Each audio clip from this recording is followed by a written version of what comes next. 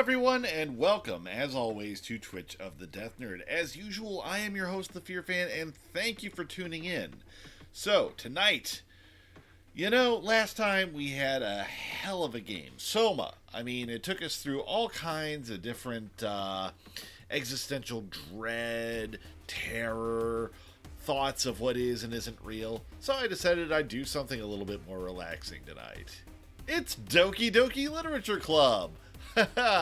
Yes, okay, so I admit, I know nothing about this except that Burr has recommended it to me, and she's got that whole, this won't be awful at all, wink, energy that I have come to know so much.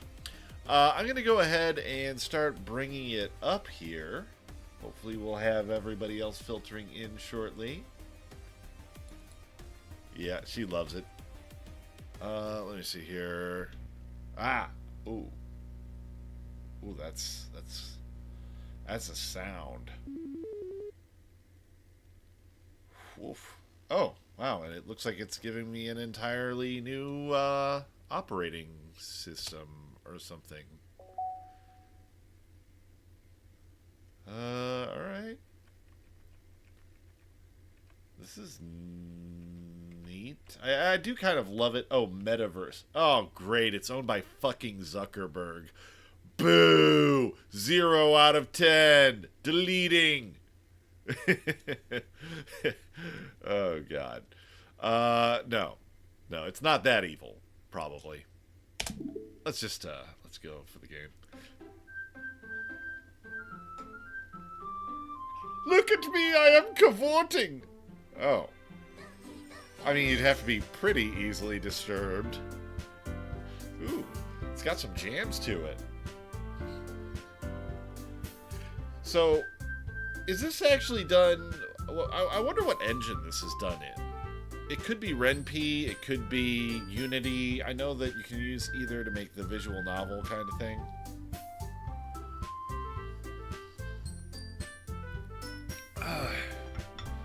God, this loading screen's making me feel like I'm gonna need a fucking restraining order if I look at it too long. FBI's gonna kick down my fucking door.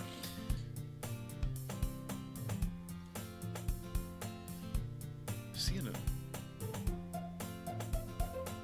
Okay, so there's no voice acting. I may have to read this aloud.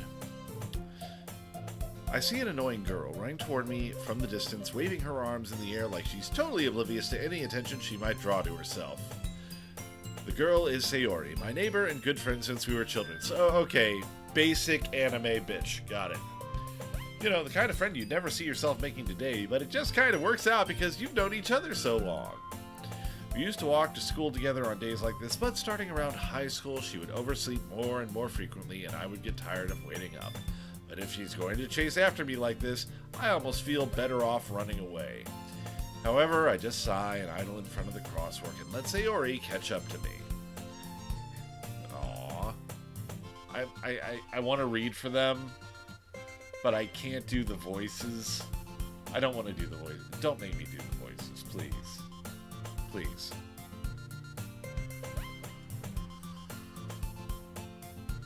But I caught you this time, maybe, but only because I decided to stop and wait for you. And yes, I did name my character Steven, as usual. You were saying like that you were thinking about ignoring me. That's mean, Steven. Well, if people stare at you for acting weird, then I don't want them to think we're a couple or something. Fine, fine. But you did wait for me after all, so I guess you don't have it in you to be mean to me if you want to. Oh, bitch, you've got no idea. I could already fucking pop you. Alright, we cross the street together and make our way to school. As we draw near, the streets become increasingly Actually, you know, Burr, that would be a cool idea on games like this. I should do this. I should get together like a Discord, like an audio Discord, and have you guys watching the stream do voice reads of shit that doesn't already have voice acting. We could do that. I could set that fucking shit up. Okay, so if this is more than a one-night game, then we'll see about doing that on Saturday. Because that would be fucking cool. By the way, Steven, have you decided on a club to join yet? A club? I told you already, I'm not interested in joining any clubs. I haven't been looking either. That's not true. You told me you would join a club this year. Did I? I'm sure it's possible that I did in one of our main conversations where I dismissively go along with whatever she's going about. Man, my character is a dick. Sayori likes to worry a little too much about me when I'm perfectly content just getting by on the average while spending my free time on games and anime. Yeah!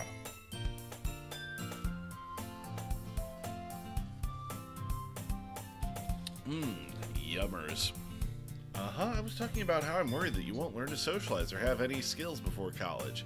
Your happiness is really important to me, you know. And I know you're happy now, but I'd die at the thought of you becoming a NEET in a few years because you're not used to the real one.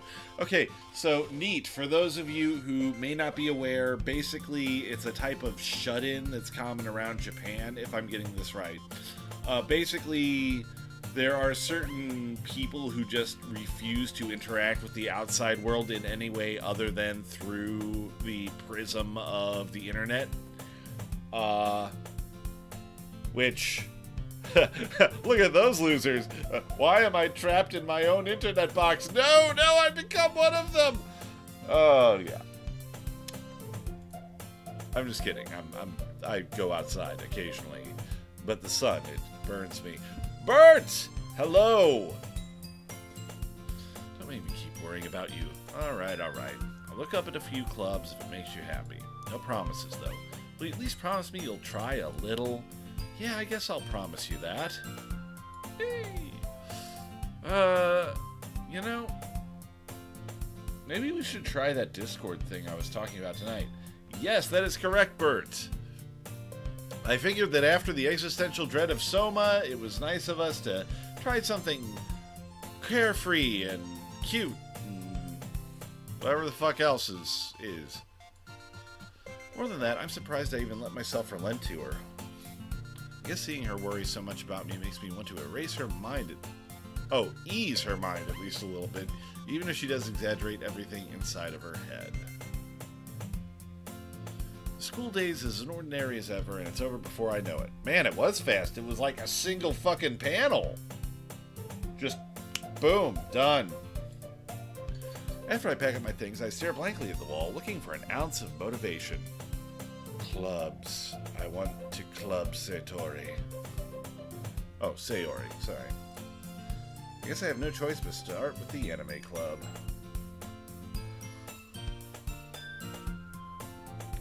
Looking back, it kind of is, and I'm a little bit glad.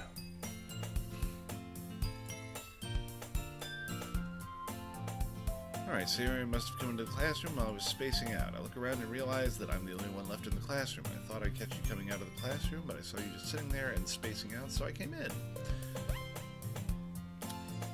Bird, do you want to try that Discord thing I was talking about? Maybe we should practice. I don't know. I'm on the fence. Alright, honestly, you're even worse than me sometimes. I'm impressed. You don't need to wait up for me if it's going to make you late to your own club. Well, I thought you might need some encouragement, so I thought, know what? Well, that you could come to my club. Sayori. Yeah. Yeah, let's leave it for next time. But next time, we will have Burr doing some voice acting for us. It'll be fun. Maybe we can make this a thing, There's no way I'm going to your club. Oh, meanie. Sayori is vice president of the literature club. Not that I was ever aware that she had an interest in literature. In fact, I'm 99% sure she only did it because she thought it would be fun to help start a new club.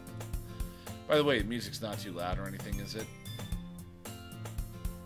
Since she was the first one to show interest after the one who proposed the club, she inherited the title Vice President.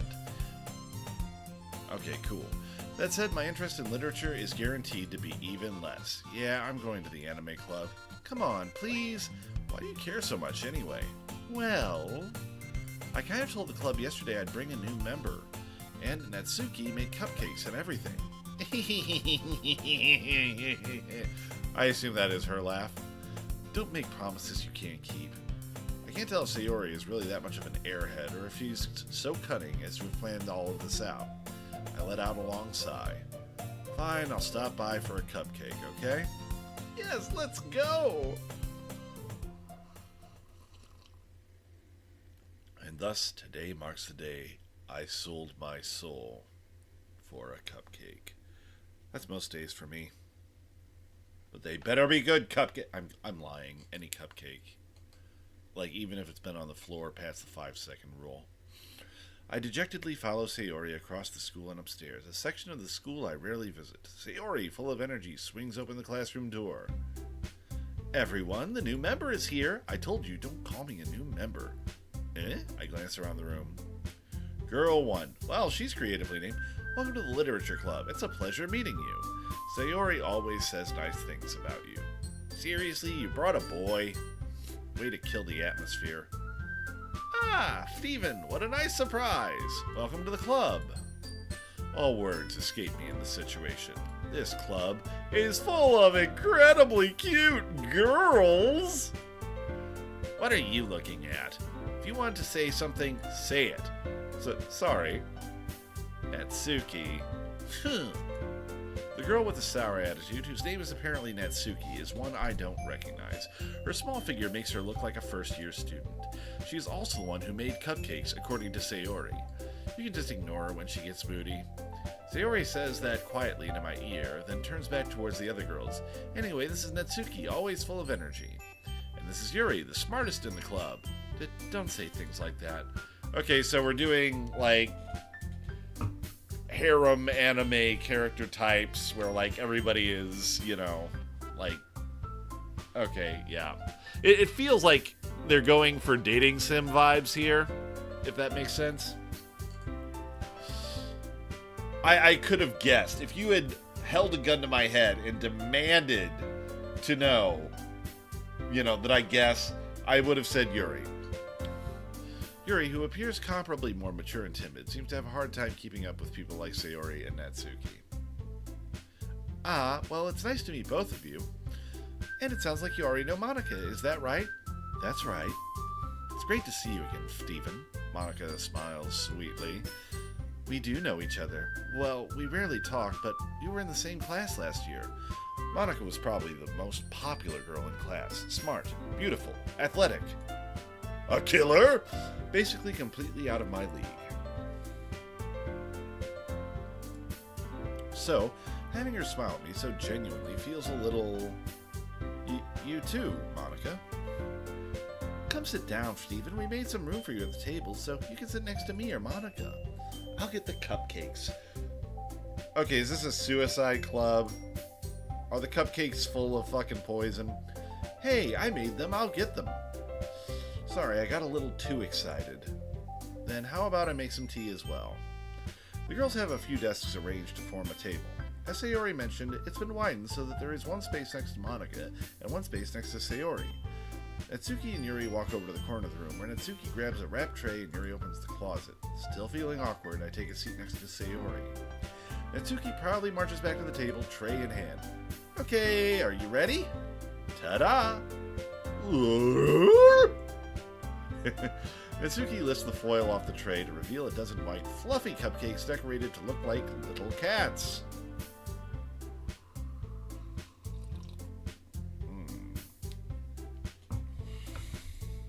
The whiskers are drawn with icing, and little pieces of chocolate were used to make ears. So cute! I had no idea you were so good at baking, Natsuki. Well, you know. Just hurry and take one. Sayori grabs the first one, then Monica, I follow. It's delicious. Sayori talks with her mouth full and has already managed to get icing on her face. 1 second, folks.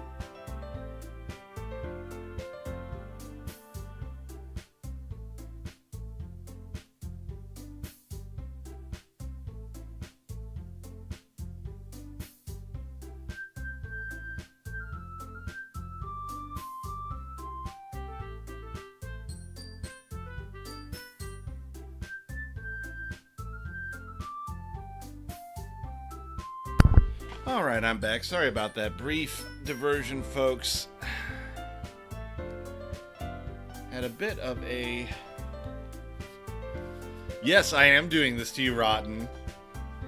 Yeah, we're doing some fun, cute anime shit. Suffer, bitch. Suffer! But anyway, I was talking all day, so my sinuses were a little closed up. Just needed to grab a little bit of water, because coffee does not do the trick.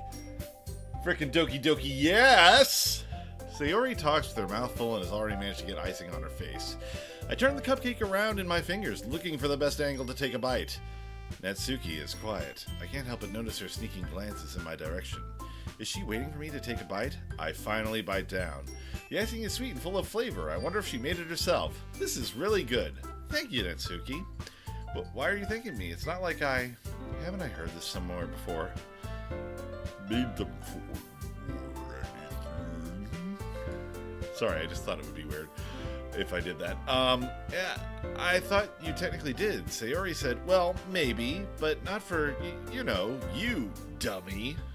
Alright. I give up on Natsuki's weird logic and dismiss the conversation. Yuri returns to the table carrying a tea set. She carefully places a teacup in front of each of us before setting down the teapot next to the cupcake tray. You keep a whole tea set in this classroom?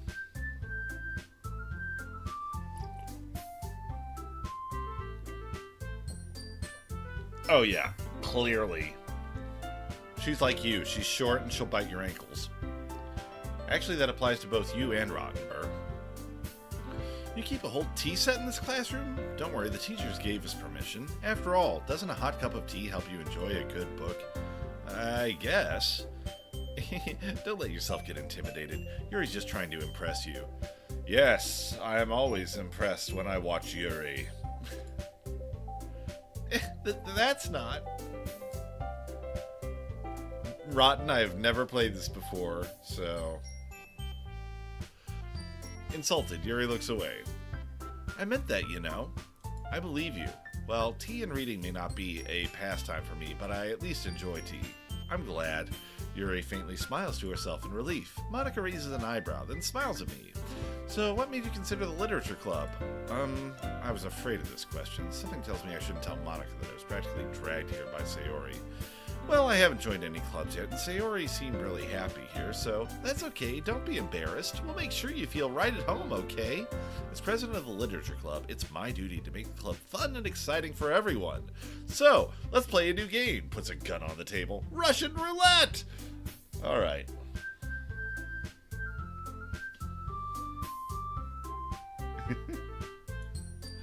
Monica, I'm surprised. How come you decided to start your own club?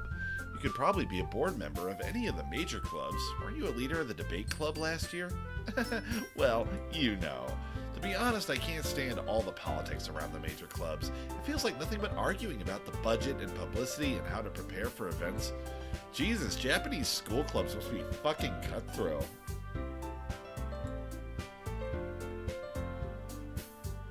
I'd much rather take something I personally enjoy and make something special out of it, because why not turn fun into work until I am old and wrinkled by the age of 20?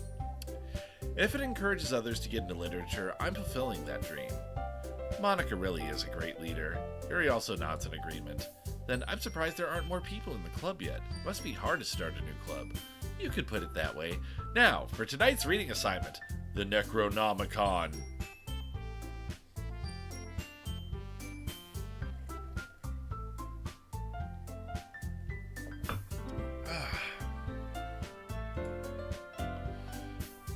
Not many people are very interested in putting all the effort to start something brand new, especially when it's something that doesn't grab your attention like literature. You have to work hard to convince people that you're both fun and worthwhile. Oh, okay. Wow. That's fun, Burr. I thought we were avoiding existential dread tonight, but sure! But it makes school events like the festival that much more important. The festival. I'm confident that we can all really grow this club before we graduate. Right, everyone? Yeah, we'll do our best. You know it! Everyone enthusiastically agrees. Such different girls, all interested in the same goal. Monica must have worked really hard just to find these three. Maybe that's why they were all so delighted by the idea of a new member joining. Though I still don't really know if I can keep up with their level of enthusiasm about literature. So, Stephen, what kinds of things do you like to read? Well, considering how little I've read these past few years, I don't really have a good way of answering that.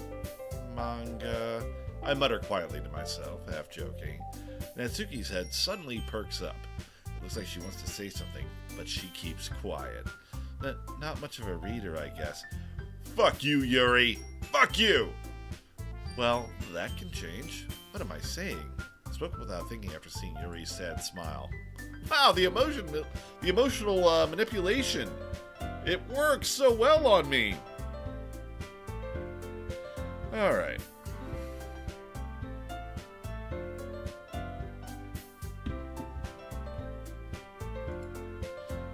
Well, let's see. Yuri traces the rim of her teacup with her finger. My favorites are usually novels that build deep and complex fantasy worlds. The level of creativity and craftsmanship behind them is amazing to me. Oh, Yuri's so adorable. I thought you were saying you're so adorable, and I was like, oh, kimochi. And telling you a good story in a foreign world is equally impressive. Yuri goes on, clearly passionate about her reading. She seems so reserved and timid since the moment I walked in, but it's obvious by the way her eyes light up that she finds her comfort in the world of books, not people. So, the book that I'm currently reading is called 50 Shades of Grey. No!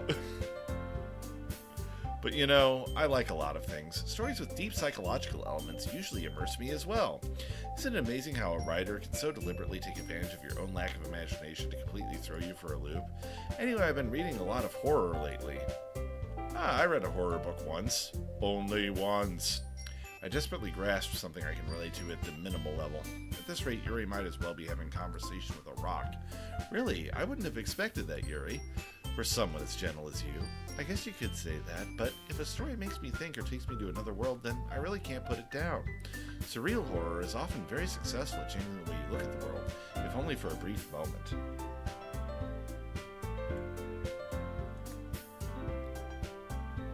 Boo! Boo! Fuck you, Natsuki! Horror hater! Bitch! Man, I'm gonna start, thinking I've got issues if I'm watching this performance later. Oh, why's that?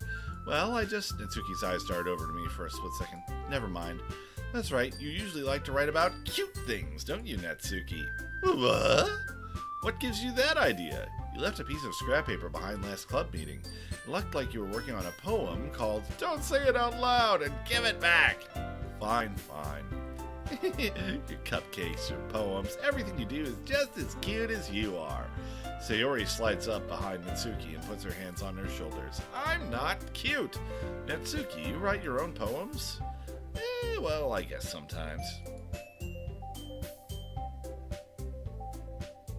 Actually, Newt, we have plans for inviting a voice actor, if this goes on to Saturday. Why do you care? I think that's impressive. Why don't you share them sometime? No. Natsuki averts her eyes. You wouldn't like them. Not a very confident writer yet. I understand how Natsuki feels. Sharing that level of writing takes more than just confidence. The truest form of writing is writing to oneself. Okay, Yuri, you're adorable, but you're fucking pretentious. You must be willing to open up to your readers, exposing your vulnerabilities and showing even the deepest reaches of your heart. I have a knife. Do you like writing experience too, Yuri? Oh, do you have writing experience too, Yuri? Maybe if you share some of your work, you can set an example to help Natsuki feel comfortable enough to share hers. Frozen in place. I guess it's the same for Yuri. Oh, I wanted to read everyone's poems. We all sit in silence for a moment. Okay, I have an idea, everyone. Natsuki and Yuri look quizzically at Monica. Let's all go home and write a poem of our own. Then next time we meet, we'll all share them with each other. That way, everyone is even. Yeah, let's do it. Plus, now that we have a new member, I think it will help us all get a little more comfortable with each other and strengthen the bond of the club. Isn't that right, Stephen? Monica smiles warmly at me again. Hold on, there's still one problem. What's that? Now that we're back to the original topic of me joining the club, I bluntly come forth with what's been on my mind the entire time. I never said I'd join this club. Sayori may have convinced me to stop by, but I never made any decision. I still have other clubs to look at, and, I lose my train of thought. All 4 girls stare back at me with dejected eyes. But, I'm sorry, I thought... Stephen. You all... I'm defenseless against these girls. They fall upon me in a ravening pack, tearing with teeth and claws. How am I supposed to make a clear-headed decision when it's like this? Jesus Christ, I remember what it is to be in high school, and...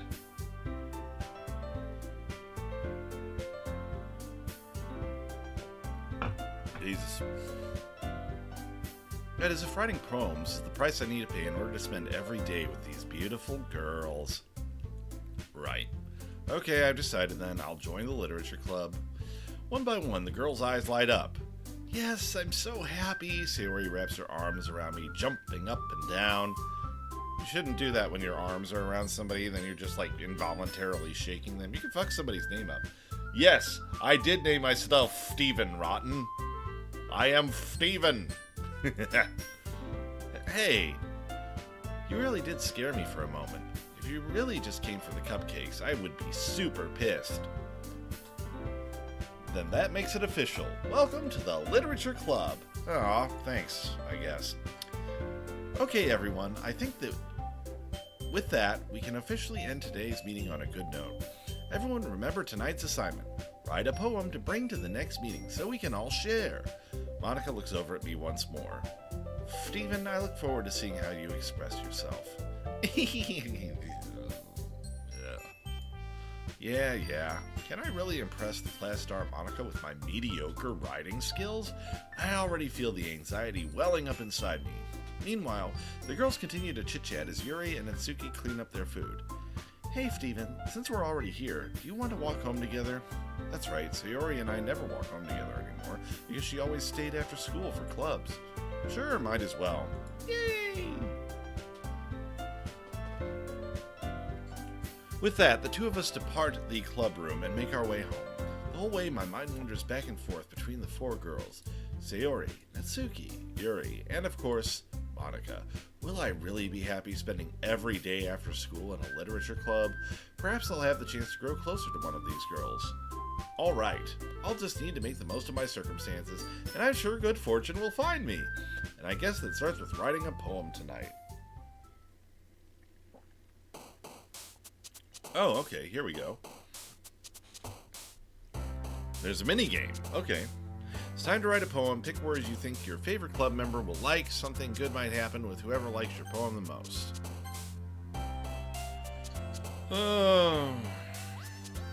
Embrace eternity. Oh, wait. I was... Oh, shit.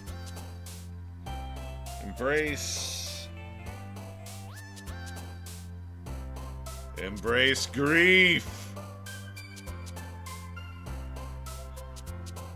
I'm gonna go for bad goth poetry. That's what I'm gonna do. Embrace grief. Agonizing sensation.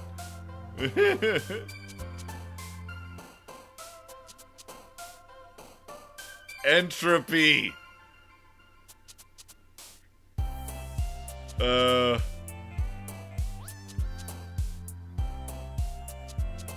Entropy. Misery.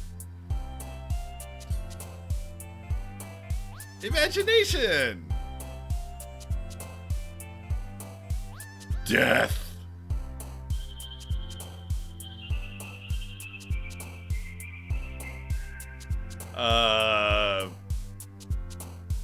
Anger. I'm gonna be like the fucked up, like, psychopath in their group. Anger. Wrath. Anime.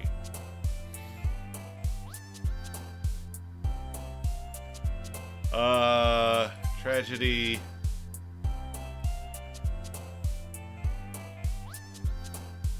Empty. Climax. Puppy. Parfait. Forgive. Fear. Suicide. I wonder if you'll actually get to fucking see this poem, because this is gonna be so fucked up.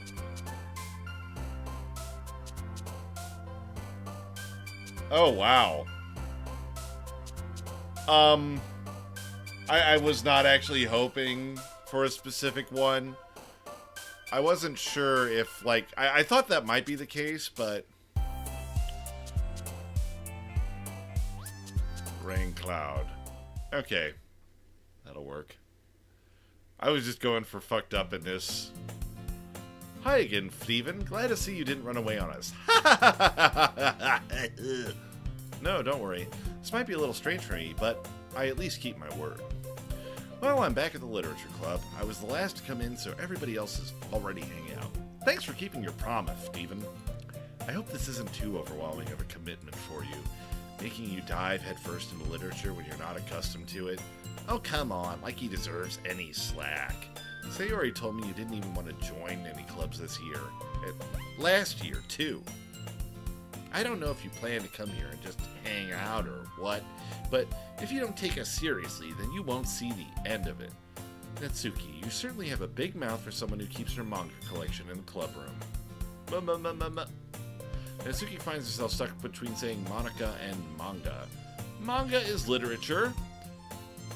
Damn right, bitch. Swiftly defeated, Natsuki plops back into her seat. Don't worry, guys. Steven always gives it his best, as long as he's having fun. Yes, here's my poem about suicide to show you how much fun I'm having. He helps me with busy work without me even asking. Like cooking, cleaning my room. How dependable. Sayori, that's because your room is so messy it's distracting. You almost set your house on fire once. Is that so? You two are really good friends, aren't you? You might be a little jealous.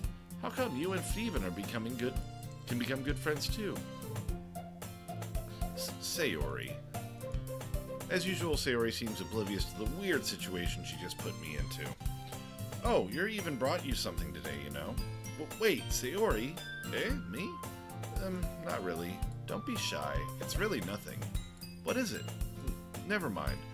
Sayori made it sound like a big deal when it's really not. What do I do? I'm sorry, Yuri. I wasn't thinking.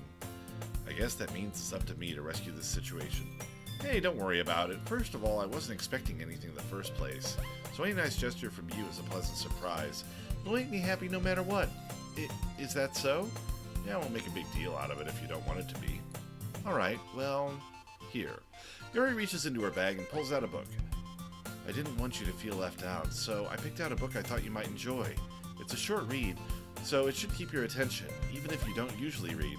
If it is a Dick and Jane primer, I am whopping her on the head with it. Just saying.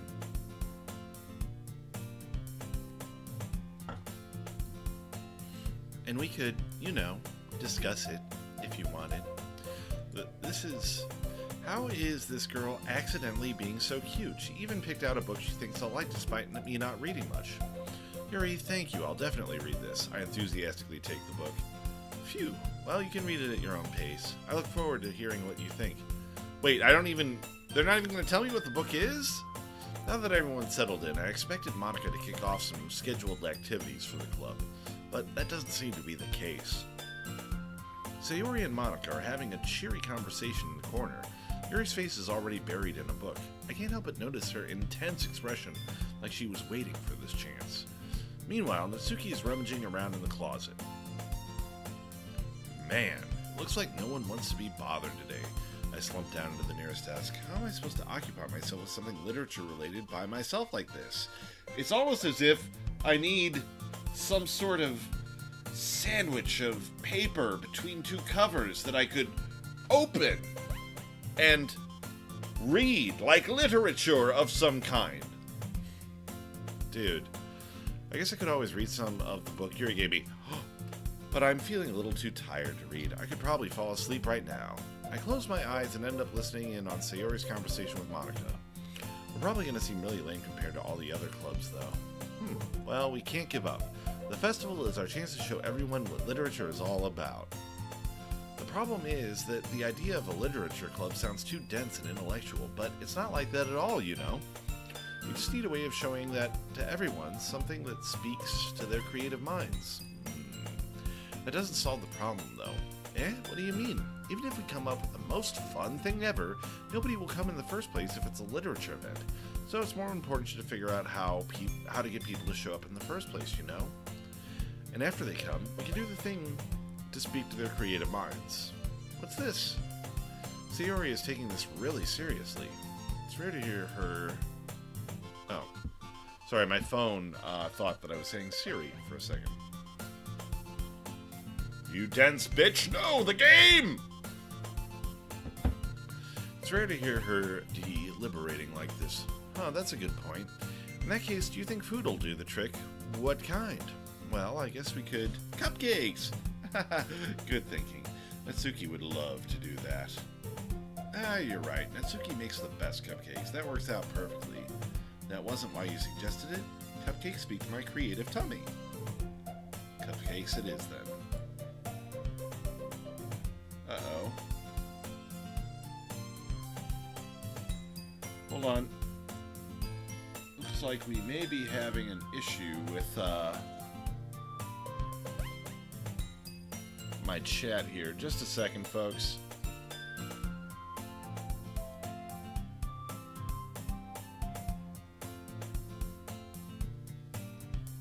One second while I sort this out.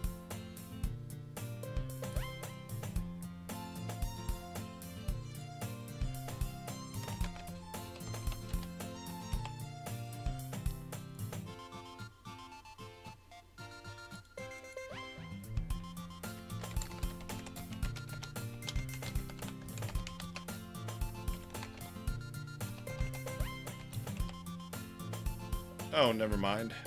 Looks like I just have bots.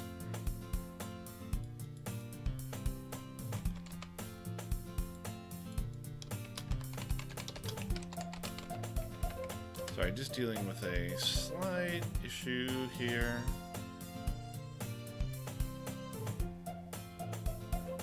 Okay, good. That should have it sorted out. Anyway, we still need to work out the details of the event itself. I find myself smiling. In the end, Sayori is still her usual self, but therein lies the unexpected reason I like her. Unlike me, who has trouble finding any motivation at all, Sayori can put her mind to things and make them come to life. I suppose that's why I ended up letting her get on my case about things. I can't help but wonder what it would be like to see the world through her eyes. I open my eyes to find Sayori's face filling my vision. I nearly fall out of my chair. Sorry. Wait, actually I'm not sorry at all. It's your fault for sleeping like that. This isn't a napping club. Does our school have a napping club? You're staying up late again, aren't you? Now that you're in a club, you're gonna have less time for anime, you know. You need to get used to it. Don't say that so loud. I glance over my shoulder to see if Monica overheard. It's true, though. Yeah, I know. You're always looking out for me, Sayori. I mean, it looked good from what you showed me, Rod. It's what I do best. That's a problem. What about you? You look out for me better than you look out for yourself. You're still oversleeping every day, aren't you? Eh? Not every day. That's not very convincing. How many days this past week have you gotten up on time? It's a secret. I knew it. Come on, at least give me the benefit of the doubt. I can't even do that. Look, Sayori, it's written all over you. Eh? Sayori glances around at herself. How is it written all over me? You were clearly in a rush this morning. Look, your hair is sticking out all around here. Ah!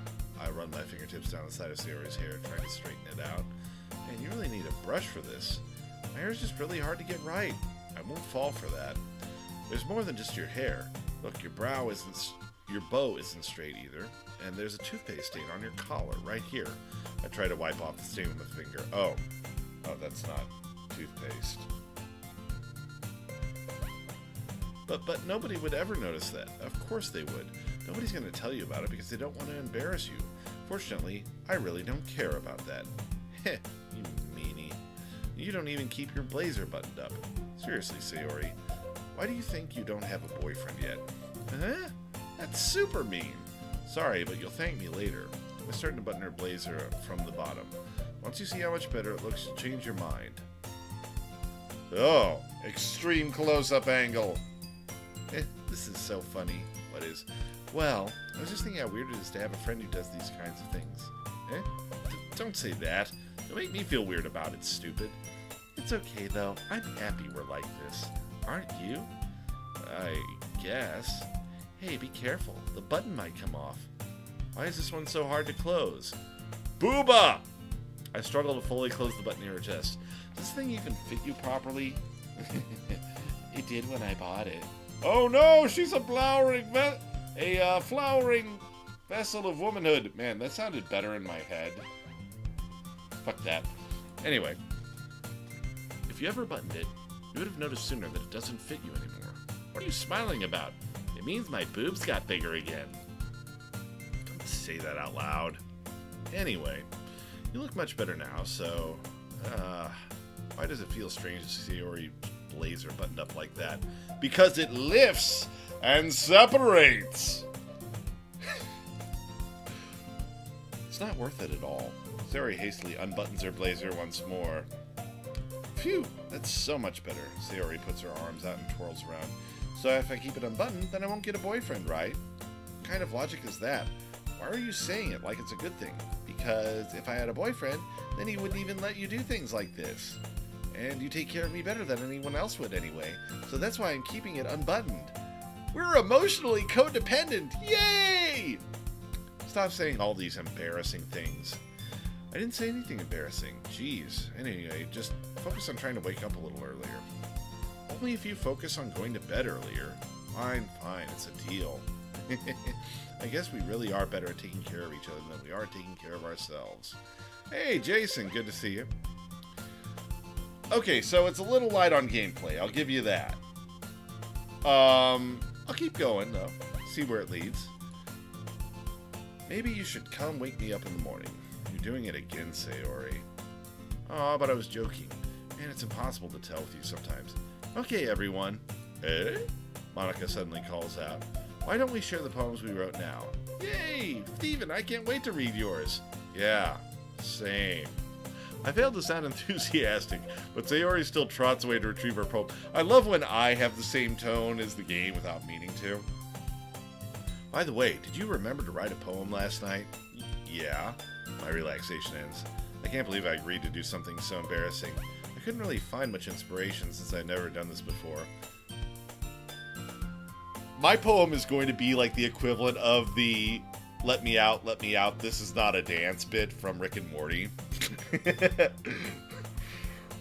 Well, now that everyone is ready, why don't you find someone to share with? I can't wait. Sayori and Monica enthusiastically pull out their poems. Sayori's is on a wrinkled sheet of loose leaf torn from a spiral notebook. On the other hand, Monica wrote hers in a composition notebook. I can already see Monica's pristine handwriting from where I sit. Well, that's cool. Thank you very much, Rotten. Natsuki and Yuri reluctantly comply as well, reaching into their bags. I do the same myself. Who should I show my poem to first? You know what? I think that Yuri has, like, that little, like, spark of goth girl hiding in her, so I am going to show her. Plus, she did like horror, so the spooky shit I said will probably appeal. Yuri seems the most experienced, so I should start with her. I can trust her opinion to be fair. Yuri stares at the poem. A minute passes, more than enough time for her to finish reading. Oh. Sorry, I forgot to start speaking. It's fine, don't force yourself. I'm not... No. Shush. Silence. Alright. I just need to put my thoughts into words. Hold on, okay. This is your first time writing a poem, right? Yeah. Why do you ask? I'm just making sure. I guess that it might be after reading through it. Fuck you! Fuck you! My genius can't possibly... Oh, so it's that bad. No! Did I just raise my voice? Ooh, I'm so sorry. Yuri buries her face in her hands. I couldn't help but notice that it's been several minutes and we haven't really gotten anywhere. It might take Yuri a while to get used to new people. It's fine, I really didn't notice. What were you saying? Right, it's just that there are specific writing habits that are usually typical of new writers. What if the poem I wrote is just those words I selected? Like, just those in a fucking row?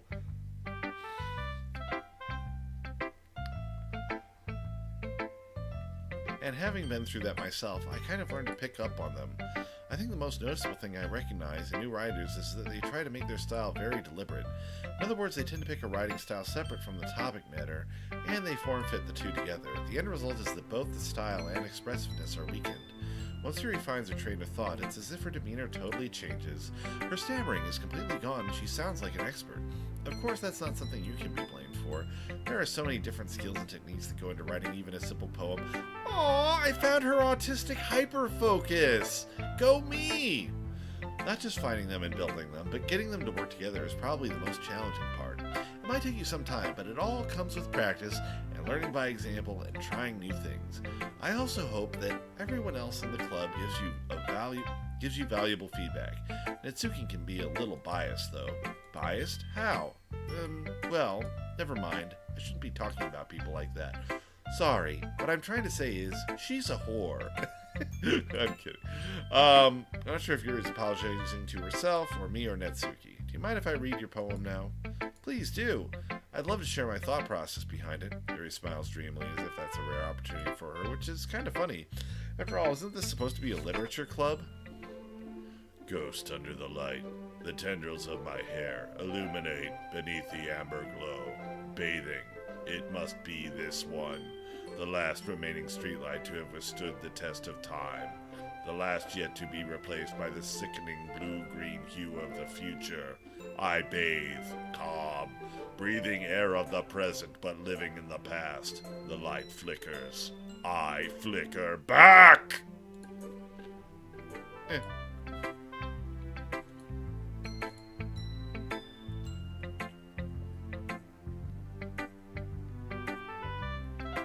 Alright. I wasn't thinking that at all. But it took you a long time to read. Well, I just don't read script very often. I actually think your handwriting is pretty. That's a relief. Also, I like the poem. Even though it's short, it was really descriptive. It wasn't too short. I usually write longer poems. Not at all. I'm really glad you like it. I'll be honest. Since our first time sharing, I wanted to write something a little more mild. Something easy to digest, I suppose. Are you into ghosts, Yuri? Hoo-hoo. Actually, the story isn't about a ghost at all, Stephen. Really. I must have totally missed the point. Well, I suppose you did only glance over it, after all. But remember that poets often express their own thoughts, feelings, and experiences in their work. They usually do more than tell a simple story or paint a picture. In this case, perhaps the subject of the poem is only being symbolically compared to a ghost, lingering in her last remaining place of comfort, unable to let go of her past, and soon to be left with nothing. That's a lot more solemn, putting it that way. I hadn't even thought of that. That's impressive. It's nothing, really. Well, it makes me happy that you think that. Just remember that it won't be long before you pick up on these things too. Yeah, maybe you're right. I guess I'll have to keep trying. I'm counting on you. Who should I show my poem to next? Let us punish the bubblehead girl. Oh my goodness, this is so good, Stephen. Huh? I love it. I had no idea you were such a good writer. Sayori, you must be seriously overreacting. I'm not a good writer at all. I honestly have no idea what I'm doing. Well, maybe that's why. Because I have no idea what I like either. Jeez.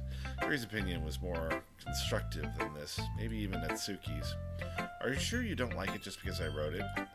Well, I'm sure that's part of it. I think I understand you better than a lot of other people, you know. So when I read your poem, it's not just a poem. It's a Stephen poem. And that makes it feel extra special. Like, I can feel your feelings in it. Sayori hugs the sheet against her chest. I was writing about wanting to die, partly because of you. You're so weird, Sayori. I'm really happy just that you wrote one. It just reminds me of how you're really part of this club now. Not to mention the fact that I'm standing in front of you in the clubroom. Well, of course, I'm not really into it yet, but that doesn't mean I'll break my promise. See? It's like I said before, Steven. Deep down, you're not selfish at all, you know. Trying new things like this for other people. That's something that only really good people do. Thanks, Sayori. I'm not sure if Sayori sees the full picture of my motive here. Then again, I can't deny that she's part of the reason I joined, knowing how much this means to her and all. Yeah, and I'm going to make sure you have lots of fun here, okay? That will be my way of thanking you. Alright, I'm going to hold you to that then. Yay! Now you read my poem too, right? Don't worry, I'm really bad at this. We'll see about that. Dear Sunshine, the way you glow through my blinds in the morning, it makes me feel like you missed me. Kissing my forehead to help me out of bed, making me rub the sleep from my eyes. Are you asking me to come out and play? Are you trusting me to wish away a rainy day? I look above. The sky is blue.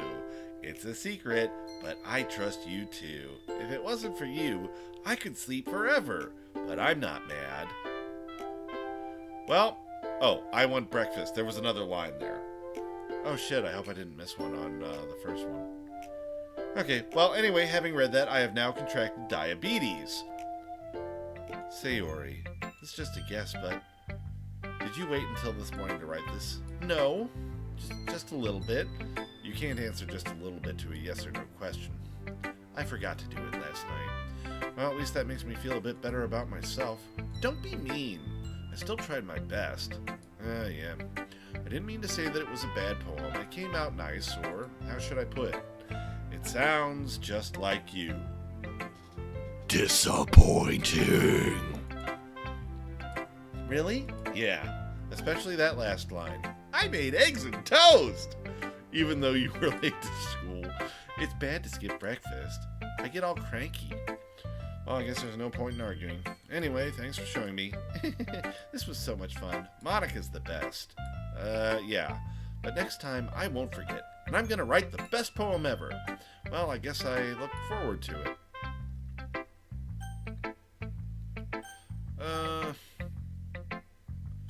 Let's see what, Little Miss Vicious. Rotten honey, I will text you anyway.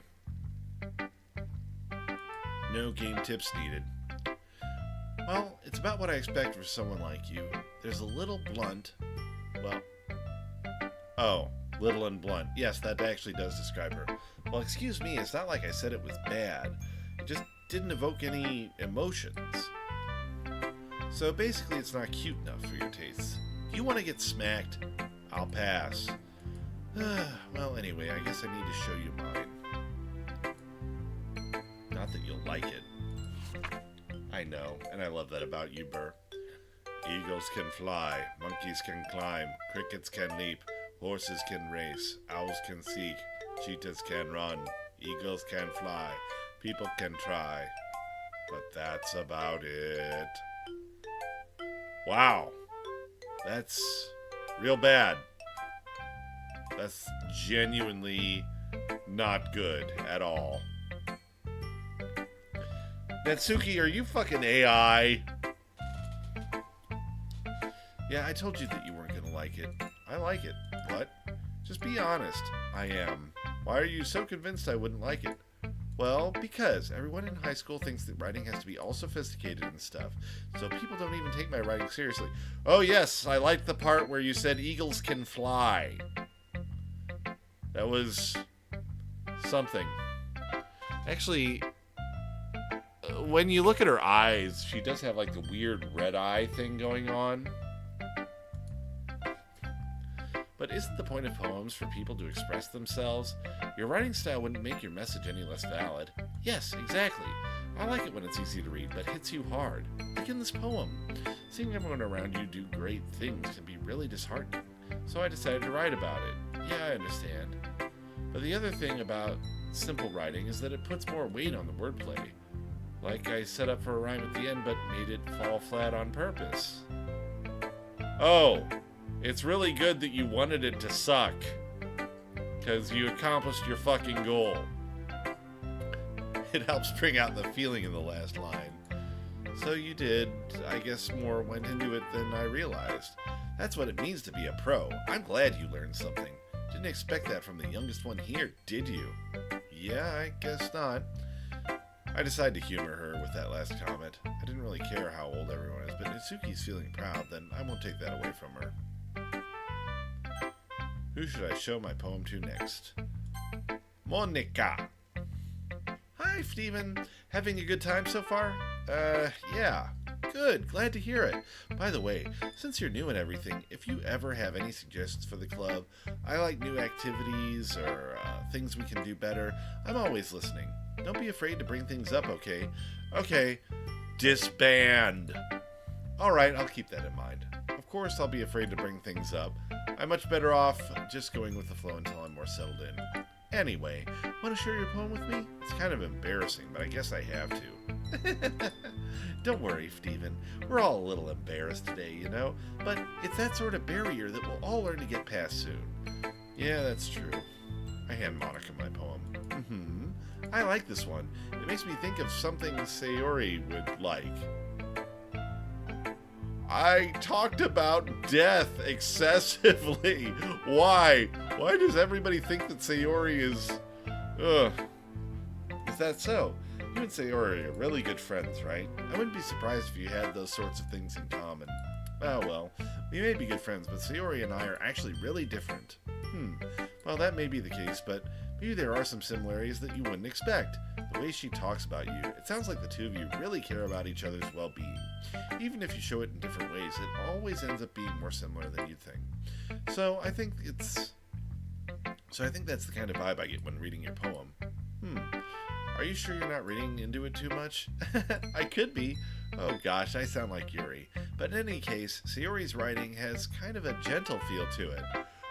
I can tell she likes exploring with emotions like happiness and sadness. Who knew that someone so happy would enjoy sad things too? Okay, that actually does explain the connection there. Well, to each their own, and you shouldn't be afraid to experiment a little bit either. I'm sure I'll end up trying different things a lot. It could take a while before I feel comfortable doing this. That's okay, I'd love to see you try new things. That's the best way to find the kind of style that suits you. Everyone else might be a little biased toward their own kinds of styles, but I'll always help you find what suits you the most. So don't force yourself to write the way everyone else wants you to write. It's not like you have to worry about impressing them or anything. Anyway, do you want to read my poem now? Don't worry, I'm not very good. You sound pretty confident for someone who claims not to be very good. Well, that's because I have to sound confident. That doesn't mean I always feel that way, you know. I see. Well, let's read it then. Hole in wall. It couldn't have been me. See the direction the spackle protrudes? A noisy neighbor? An angry boyfriend? I'll never know. I wasn't home. I peer inside for a clue. No, I can't see. I reel blind like a film left out in the sun. But it's too late. My retina's already scorched with a permanent copy of a meaningless image. It's just a little hole. It wasn't too bright. It was too deep, stretching forever into everything. A hole of infinite choices. I realize now that I wasn't looking in. I was looking out. And he, on the other side, was looking in. So, what do you think? Very freeformy, if that's what you call it. Sorry, I'm not really the right person to ask for feedback. That's okay. Yeah, that kind of style has gotten pretty popular nowadays. That is, a lot of poems have been putting emphasis on timing between words and lines. When performed out loud, it can be really powerful. I'll fucking say! What was the inspiration behind this one? Well, I'm not sure if I know how to put it. I guess you could say that I had some kind of epiphany recently. It's been influencing my poems a bit. An epiphany? Yeah, something like that. I'm kind of nervous to talk about deep stuff like that because it's kind of coming on strongly. Maybe after everyone is better friends with each other. Anyway, here's Monica's writing tip of the day. Sometimes when you're writing a poem or a story, your brain gets too fixated on a specific point. If you try so hard to make it perfect, then you'll never make any progress. Just force yourself to get something down on the paper and tie it up later. Anyway, another way to think about it is this. If you keep your pen in the same spot for too long, you'll just get a big dark puddle of ink. A dark, dark puddle. So just move your hand and go with the flow. That's my advice for today. Thanks for listening. Phew, I guess that's everyone. I glance around the room. That was a little more stressful than I anticipated. It's as if everyone is judging me for my mediocre writing abilities. Even if they're just being nice, there's no way my poems can stand up to theirs. This is a literature club after all. I sigh. I guess that's when I ended up getting what I ended up getting myself into. Excuse me.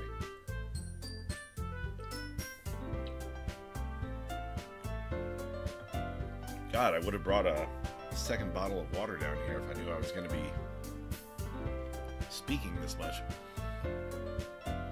Across the room, Sayori and Monica are happily chatting.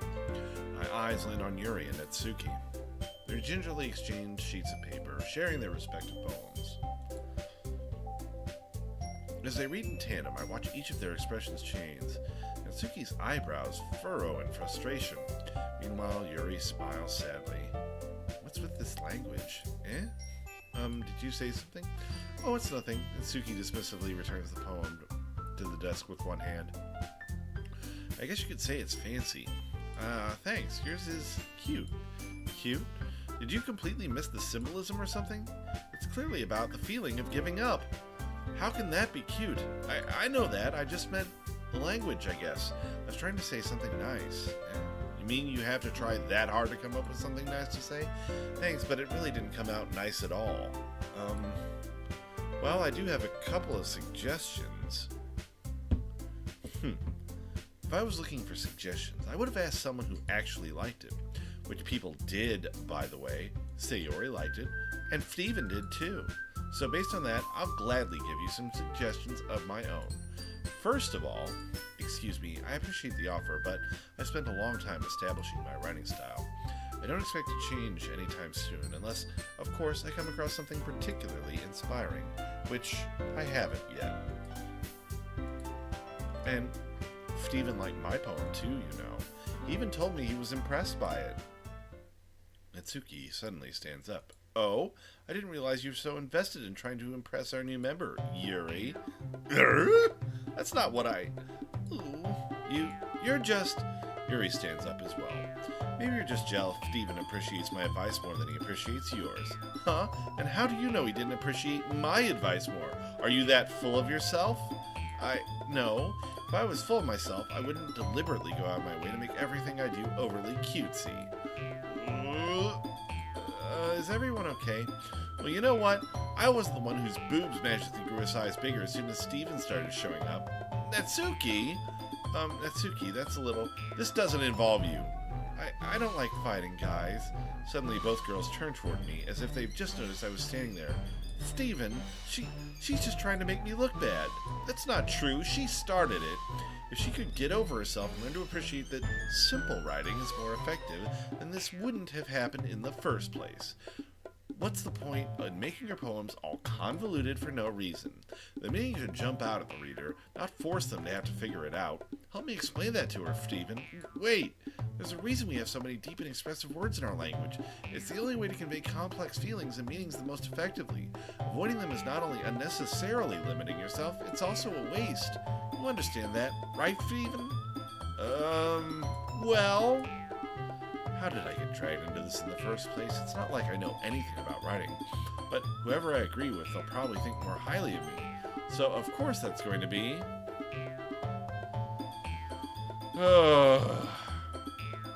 I liked hers better. I'm just going to say it. Tsuki, you're right that I liked your poem. See? Wait. It's not an excuse for you to be so mean. You shouldn't pick a fight just because someone's opinion is different. It's not what happened at all. Yuri wouldn't even take my poem seriously. I understand. Yuri, you're a seriously talented writer. It's no secret that I was impressed. But here's the thing. No matter how simple or refined someone's writing style is, they've still put their feelings into it, and it becomes something really personal. That's why Natsuki felt threatened when you said her poem was cute. I see. I didn't notice that. I'm sorry. But Natsuki, you took it way too far. Yuri means well. And if you just told her how you felt, then this wouldn't have happened in the first place. Are you kidding? That's exactly what I did. It was her that... Natsuki, I think that's enough. I agree! You two should make out!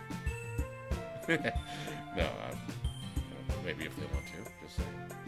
You both said some things that you don't mean. Yuri apologized. Don't you think you should too? Natsuki clenches her fist.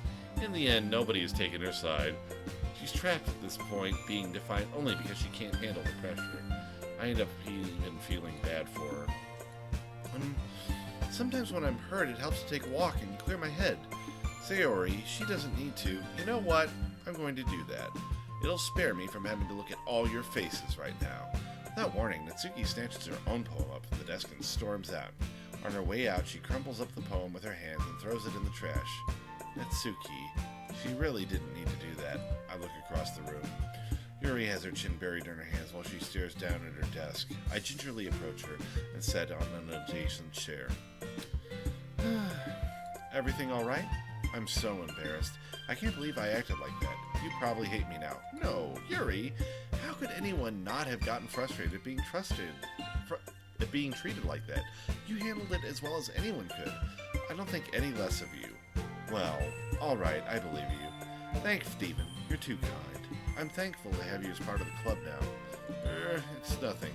One more thing. That one thing that Natsuki said about, I would never do anything so shameful, so... What thing did Natsuki say? Well, never mind that. I'm going to go make some tea. Oh, good idea. Make enough for one more person, okay?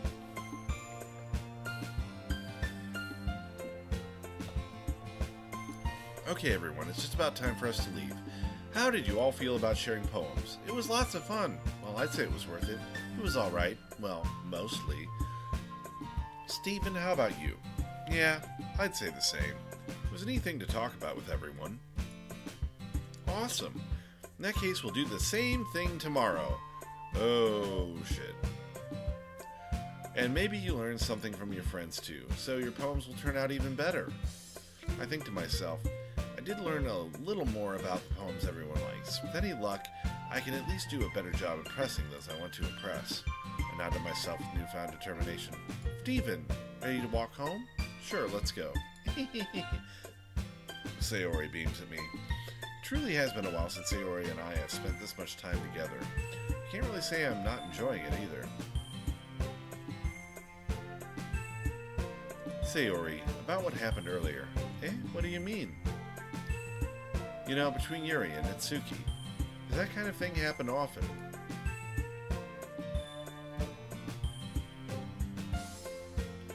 No. That's really the first time I've seen them fight like that. I promise they're both wonderful people. You don't hate them, do you?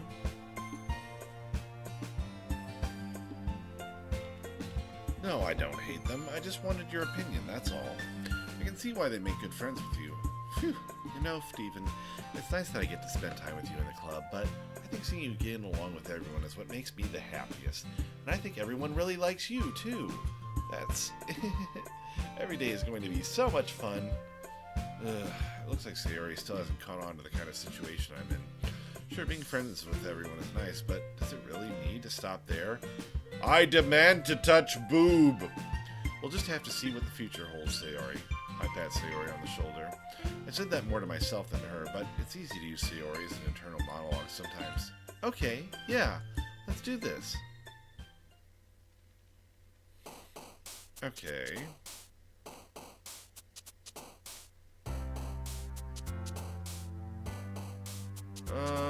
Okay, so I'm gonna be a little bit more deliberate this time.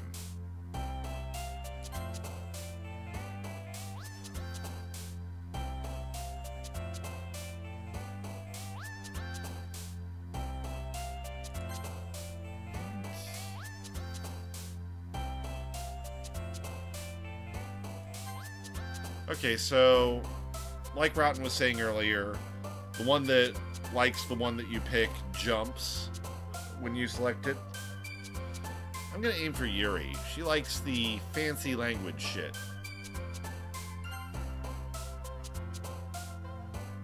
Intellectual. I noticed that Monica isn't actually present in any of these. Massacre!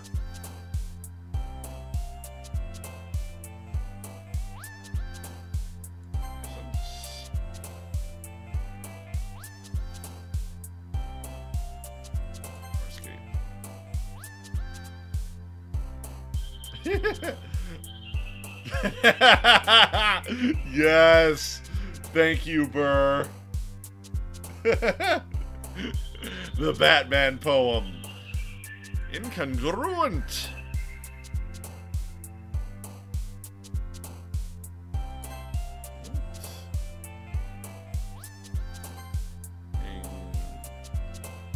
Depression.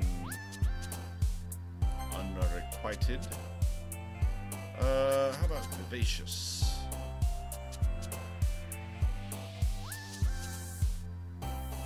Effulgent.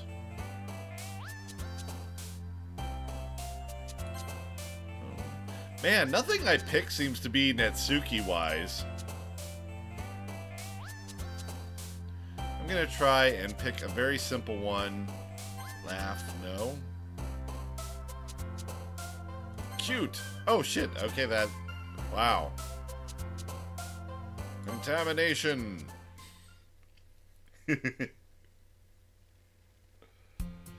Another day passes, and it's time for the club to meet already. I've gotten a little more comfortable over the past couple days.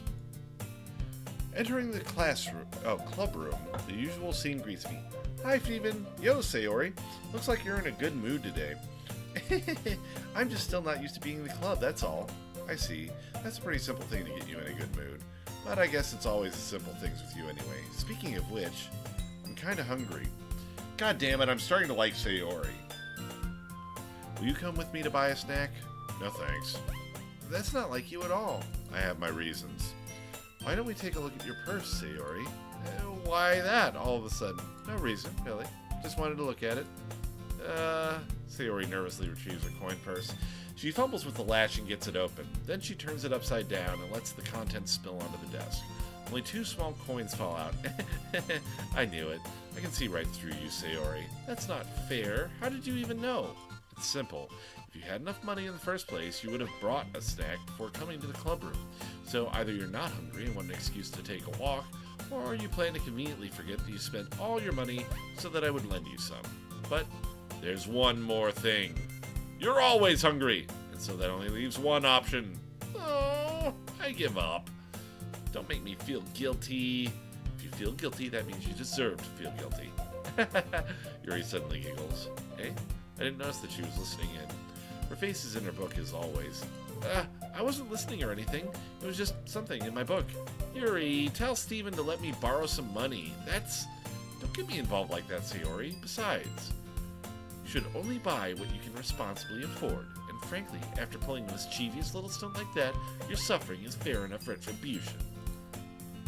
Uh-oh. Yuri, do you have a closet dom side there?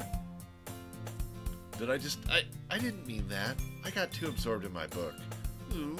I really like it when you speak your mind, Yuri. It doesn't have it much, but it is a fun side of you. There's no way you could think that. You were right, though. I did something bad, and now I have to accept the revolution.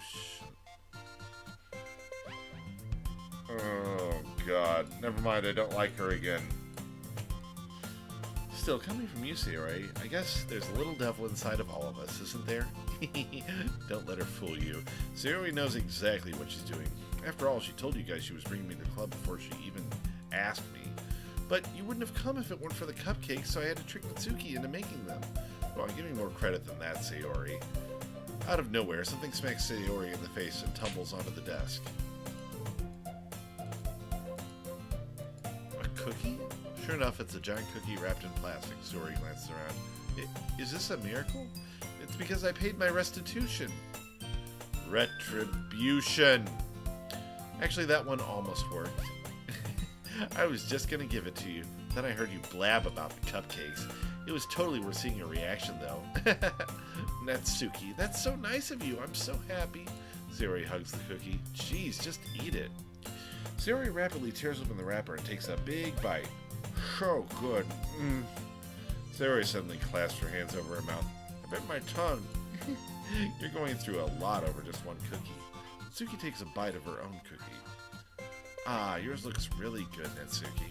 Can I try it? Jeez. Beggars can't be choosers, but yours is chocolate. Yeah, why do you think I gave you that one?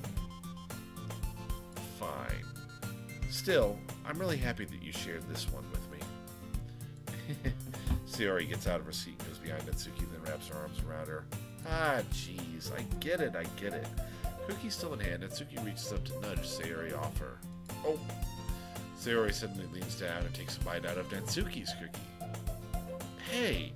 Did you seriously just do that? Mouthful, Sayori trots away to safety. Yuri and I laugh as well. Geez, you're such a dumb kid sometimes. Monica, can you tell Sayori... Oh my god, it keeps mishearing what I'm saying. Sorry, I should probably, unplug that if it's going to keep thinking I'm saying Siri when I am saying Sayori. Oh yeah, that's right, now you shut the fuck up. AI, ladies and gentlemen! Eh? Natsuki glances around. Monica isn't in the club room. Ugh, where's Monica anyway? Good question. Have any of you heard anything about her being late today? Not me. Yeah, I haven't either. That's a bit unusual. I hope she's okay. Of course she's okay. She probably just had something to do today. She's pretty popular after all. Eh? You don't think she has a... I wouldn't be surprised. She's probably more desirable than all of us combined. That's true. Excuse me? Suddenly, the door swings open. Sorry, I'm super sorry. Ah, there you are. I didn't mean to be late. I hope you guys weren't worried or anything. Eh? Monica chose the club over her boyfriend, after all. You're so strong-willed. The boyfriend? What on earth are you talking about? Monica quizzically glances at me. Never mind that. What held you up anyway? Well, my last period today was study hall. To be honest, I kind of just lost track of time. That makes no sense, though. You would have heard of the bell ring, at least. I must not have heard it since I was practicing piano. Piano? I wasn't aware that you played music as well, Monica. I don't really. Just kind of started recently. I've always wanted to learn piano. That's so cool. You should play something for us, Monica. Monica looks at me. Maybe once I get a little bit better, I will. Yay, that sounds cool. I'll also look forward to it. Is that so? In that case, I won't let you down, Stephen. Monica smiles sweetly. I didn't mean any pressure or anything like that. Don't worry. I've been practicing a whole lot recently, and I'd really love to share once I'm ready. I see. In that case, best of luck. Thanks. So, I didn't mess up anything, or miss anything, did I? No, not really. I chose to leave out Sayori's mischievous escapade.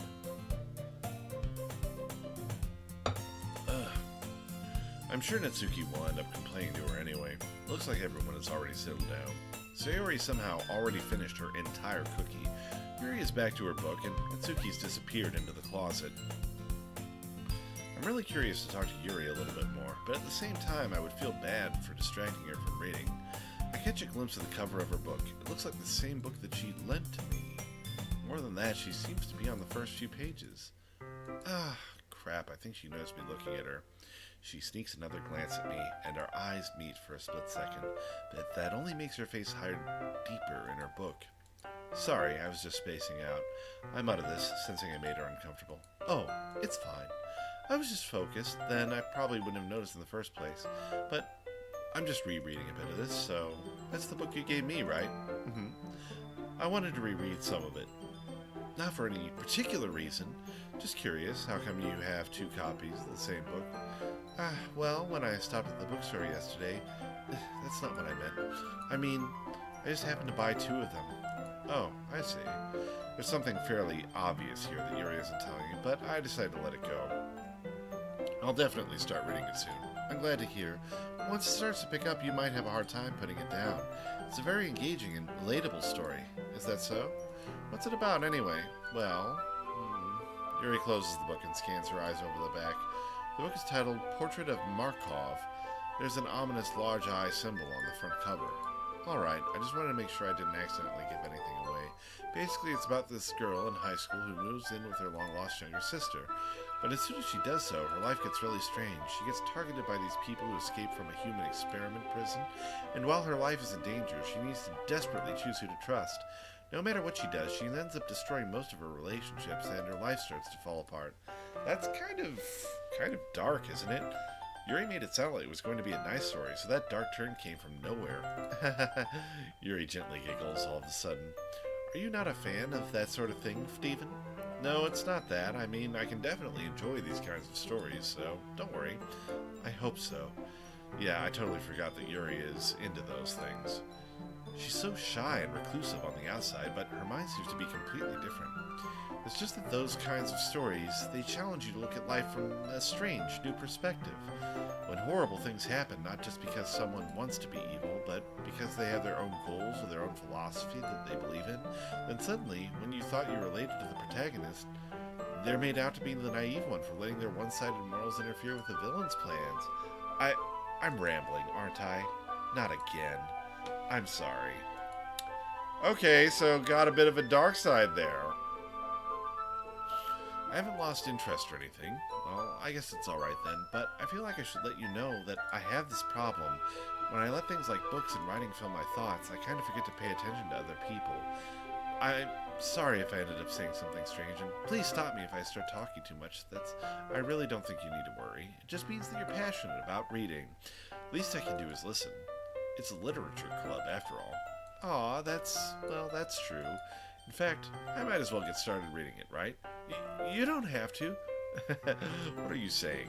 Just a moment ago you said you were looking forward to it. Let me just get the book. I quickly retrieved the book that I put into my bag. Alright, it's fine if I sit here, right? I slip into the seat next to Yuri's. Yeah, are you sure? You seem a little apprehensive. I'm sorry. It's not that I don't want you to. It's just something I'm not very used to. That is, reading in company with someone. I see. Well, just tell me if I end up distracting you or anything. I open the book and start the prologue. I soon understand what Yuri means about reading in company. It's as if I can feel her presence over my shoulder as I read. It's not a particularly bad thing.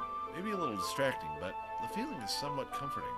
Yuri is in the corner of my eye. I realize that she's not actually looking at her own book. I glance over. It looks like she's reading from my book instead. Sorry, I was just... Yuri, you really apologize a lot, don't you? I do? I don't really mean to. Sorry. I mean... Here, this should work, right? I slide my desk until it's up against Yuri's, then hold my book more between the two of them. I suppose so. Yuri timidly closes her own copy. Once we each leaning in a little bit, our shoulders are almost touching. It feels like my left arm is in the way, so instead I use my right hand to hold the book open. I guess that makes it kind of difficult to turn the page. Here. Yuri takes her left arm and holds the left side of the book between her thumb and forefinger. I do the same with my right arm on the right side of the book. That way, I turn a page and Yuri slides it under her thumb after it flips to her side. But in holding it like this, we're huddled even closer together than before. It's actually kind of distracting me. It's as if I can feel the warmth of Yuri's face, and she's in the corner of my vision. Are you ready? To turn the page. Oh, sorry. I think I got a bit distracted for a second. I glance over at Yuri's face again, and our eyes meet. I don't know how I'll be able to keep up with her. That's okay. You're not as used to reading, right? I don't mind being patient if it takes you a bit longer. It's probably the least I can do since you've been so patient with me. Yeah, thanks. We continue reading. Yuri no longer asks me if I'm ready to turn the page. Instead, I just assume that she finishes the page before me, so I turn it on my own volition. We continue to the first chapter in silence. Even so, turning each page almost feels like an intimate exchange. My thumb gently letting go of the page, letting it flutter over to her side as she catches it under her own thumb. Hey Yuri, this might be a silly thought, but the main character kind of reminds me of you a little bit. You think so? How does she? Well, I guess she's more blunt in a lot of ways, but she also second-guesses all of the things that she says and does. Like she's afraid she'll do something wrong. It's not like I can see into your head or anything, but they're kind of reminiscent of some of your mannerisms. I see. Yuri remains silent for a moment. But, Steven, that's probably a terrible thing to have in common with her? It's so embarrassing that you think that. Wait, I didn't mean in a bad way or anything. Sorry, I really didn't know you were self-conscious about that sort of thing. I guess I more meant that it's kind of cute. What are you saying all of a sudden? Okay, everyone. I think it's about time we shared today poems. We might not have enough time if we wait too long. Yuri exhales, spared from finishing her thought. Is that alright, Yuri? You look kind of down. I'm sorry if you haven't been looking forward to this. Oh, it's not. It's fine. Yuri releases her hand from the book, causing it to close on top of my thumb. Alright, I guess I'll have to do some more reading tonight. Would you prefer I only read it with you? I guess I don't have too much of a preference either way. In that case, I'll read a little more tonight. It'll be more fun to read with you after it picks up a bit, you know? That's good reasoning. In that case, feel free to finish the first 2 chapters in your own time. Alright, I stand up. I make a mental note of where I left off in the book, then slip it back into my bag.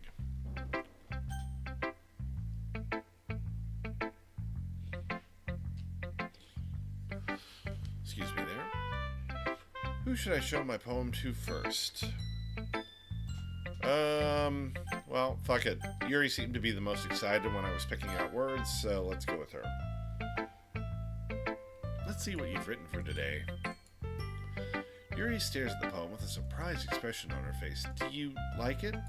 Steven, how did you pick up on this so quickly? Just yesterday I was telling you the kind of techniques worth practicing. Maybe that's why. You did a good job explaining. I really wanted to try giving it more imagery. Yuri visibly swallows. I'll bet she does. Even her hands appear sweaty. I'm not used to this. Used to what? I don't know. It's fine. Take your time. Yuri breathes and collects her thoughts. I know that Yuri likes to think before she speaks, so I offer that patience to her. Yeah, just being appreciated like this, I guess. It probably sounds really stupid, but seeing someone motivated by my writing, it just makes me really happy. Are you saying you've never shared your writing before? Yuri nods. Really, I don't believe it. I only write for myself, and besides, people would just laugh at me. Do you really think that? Again, Yuri nods. Huh, even your close friends? Yuri doesn't respond to that. I wonder why. Anyway, do you want to share the poem you wrote today? Yeah, I do, if it's with you. The raccoon. It happened in the dead of night while I was slicing bread for a guilty snack. My attention was caught by the skittering of a raccoon outside of my window. That was, I believe, the first time I noticed my strange tendencies as an unordinary human. I gave the raccoon a piece of bread, my subconscious well aware of the consequences, well aware that a raccoon that is fed will always come back for more. The enticing beauty of my cutting knife was the symptom. The bread, my hungry curiosity, the raccoon, an urge. The moon increments its place and reflects that much more light off my cutting-edge knife. The very same light that glistens in the eyes of my raccoon friend. I slice the bread, fresh and soft. The raccoon becomes excited, or perhaps I'm merely projecting my emotions onto the newly satisfied animal. The raccoon has taken to following me. You could say that we've gotten quite used to each other. The raccoon becomes hungry more and more frequently, so my bread is always handy. Every time I brandish my cutting knife, the raccoon shows me its excitement. A rush of blood. Classic Pavlovian conditioning. I slice the bread, and I feed myself again. Jesus.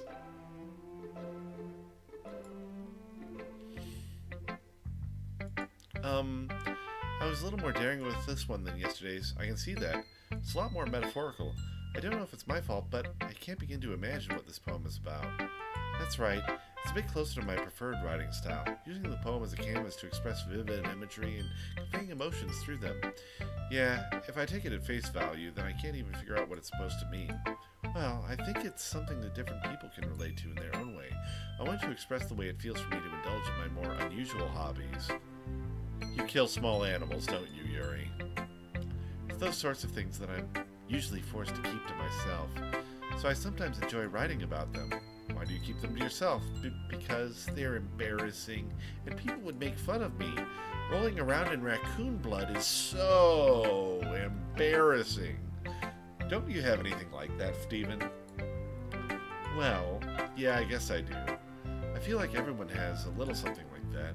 The best we can do is respect each other and our individualities, even if it's difficult sometimes and some things make us uncomfortable. After all, if I hadn't learned to embrace my own weirdness, I would probably hate myself. It's okay, Yuri. I hate you enough for the both of us. I might be ranting a little bit now, but I'm glad that you're a good listener. Let's go with Sayori. Oh, I like this one, Steven. It has some nice feelings in it. Oh, I'm glad. Still, though, your tone makes it sound like you like yesterday's poem better. I guess you caught me. Sometimes you know me a little too well for my own good. Well, don't just try to be nice about it. If I'm doing a bad job, I'd rather just hear it. No, I still like this one, I promise. You know, I wouldn't lie to you, Steven. Never, ever. Yeah, I guess so. What made yesterday's poem so great compared to this one, then? Well, I'm not very good at figuring out if poems are good or bad, but that's just why I go by my heart. If it makes me feel things, then it must be a good poem. I'm not sure that's exactly how it works, but then again, I guess conveying feelings is a pretty important part of this whole thing. Yeah, maybe. Honestly, I don't even know what kind of writing you like in the first place. Yeah, me neither. Ugh. Why don't you at least try giving it some thought? Oh, you want to write something for me? That's so sweet. Yeah, right, but you're always thinking about other people. You need to think about yourself once in a while. If you don't, you might end up getting hurt at some point. Well, I don't really know what you mean, but I'll try to keep it in mind. Well, whatever. Anyway, let's see. I guess I like happy poems. Wait, sometimes I like sad poems too. Sometimes a little bit of both. There's a word for that, right? What's the word I'm looking for? I think it's called bipolar disorder. Manic depression. Oh, schizophrenia. No, bittersweet. Yeah. I like things that are happy and things that are sad. Happy and sad? I can't see you like something sad, Sayori. Well, I like happy the most. Sometimes you have to have a little rain cloud in your head. A sad poem can help give the rain cloud a little hug and make a nice happy rainbow. Sayori, that is unexpectedly poetic. Eh? It is. Maybe I'm getting better at expressing my feelings after all. Thanks, Steven. I should go write that down then. You can read my poem now, okay? Bottles. I pop off my scalp like the lid of a cookie jar. It's the secret place where I keep all my dreams. Little balls of sunshine all rubbing together like a bundle of kittens. I reach inside with my thumb and forefinger and pluck one out. It's warm and tingly, but there's no time to waste. I put it in a bottle to keep it safe. And I put the bottle on the shelf with all the other bottles. Happy thoughts, happy thoughts, happy thoughts in bottles, all in a row. My collection makes me lots of friends. Each bottle is starlight to make amends. Sometimes my friend feels a certain way. Down comes a bottle to save the day. Night after night, more dreams. Friend after friend, more bottles.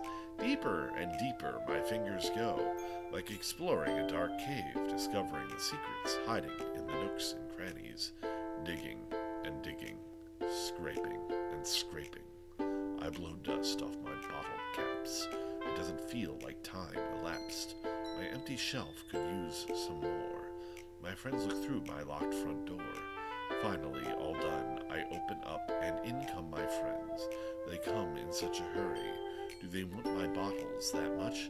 I frantically pull them from the shelf, one after the other, holding them out to each and every friend, each and every bottle. But every time I let one go, it shatters against the tile between my feet. Happy thoughts, happy thoughts, happy thoughts in shards, all over the floor. They were supposed to be for my friends who aren't smiling. They're all shouting, pleading, something, but all I hear is echo, echo, echo, echo, inside my head. Okay, these are getting more disturbing, but they're actually getting better. Holy crap, Sayori, did you really write this? Of course I did. Didn't I tell you yesterday I was going to write the best poem ever? Yeah, but I mean, I didn't expect something like this coming from you. Monica taught me a whole lot, and I've been really in touch with my feelings recently. I see that. It's almost kind of creepy. Creepy? Well, not exactly. Maybe because I'm so used to being cheerful. Well, never mind. I'm thinking too hard about it. The point is, it came out good, so you should be proud of it. Aw, thanks. I feel like I was meant to express myself this way. It even helps me understand my own feelings a bit better. You mean your psychotic determination to be happy for absolutely everyone around you while you leave nothing for yourself and wind up a withered, hollowed-out husk who can only cry while you present a smile to the world, dying with each passing day? No, I'm happy! Writing is like magic! You've gotten pretty passionate about this, huh? I hope you'll keep it up. Yeah, writing's the best. I'm gonna keep writing until I die.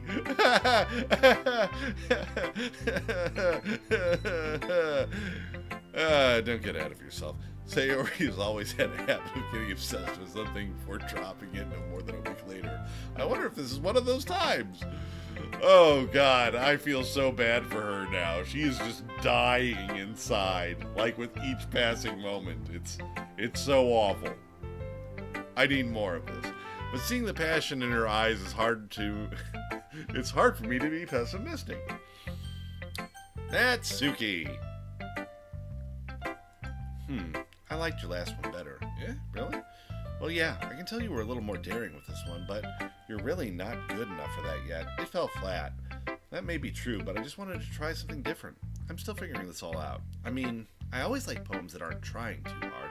I hate it when people try to sound fancy and add more meaning just by using annoying and complicated language. Just make it simple, cute, and to the point. Yuri's head over heels for all this cryptic nonsense, but I see right through that BS. Ha!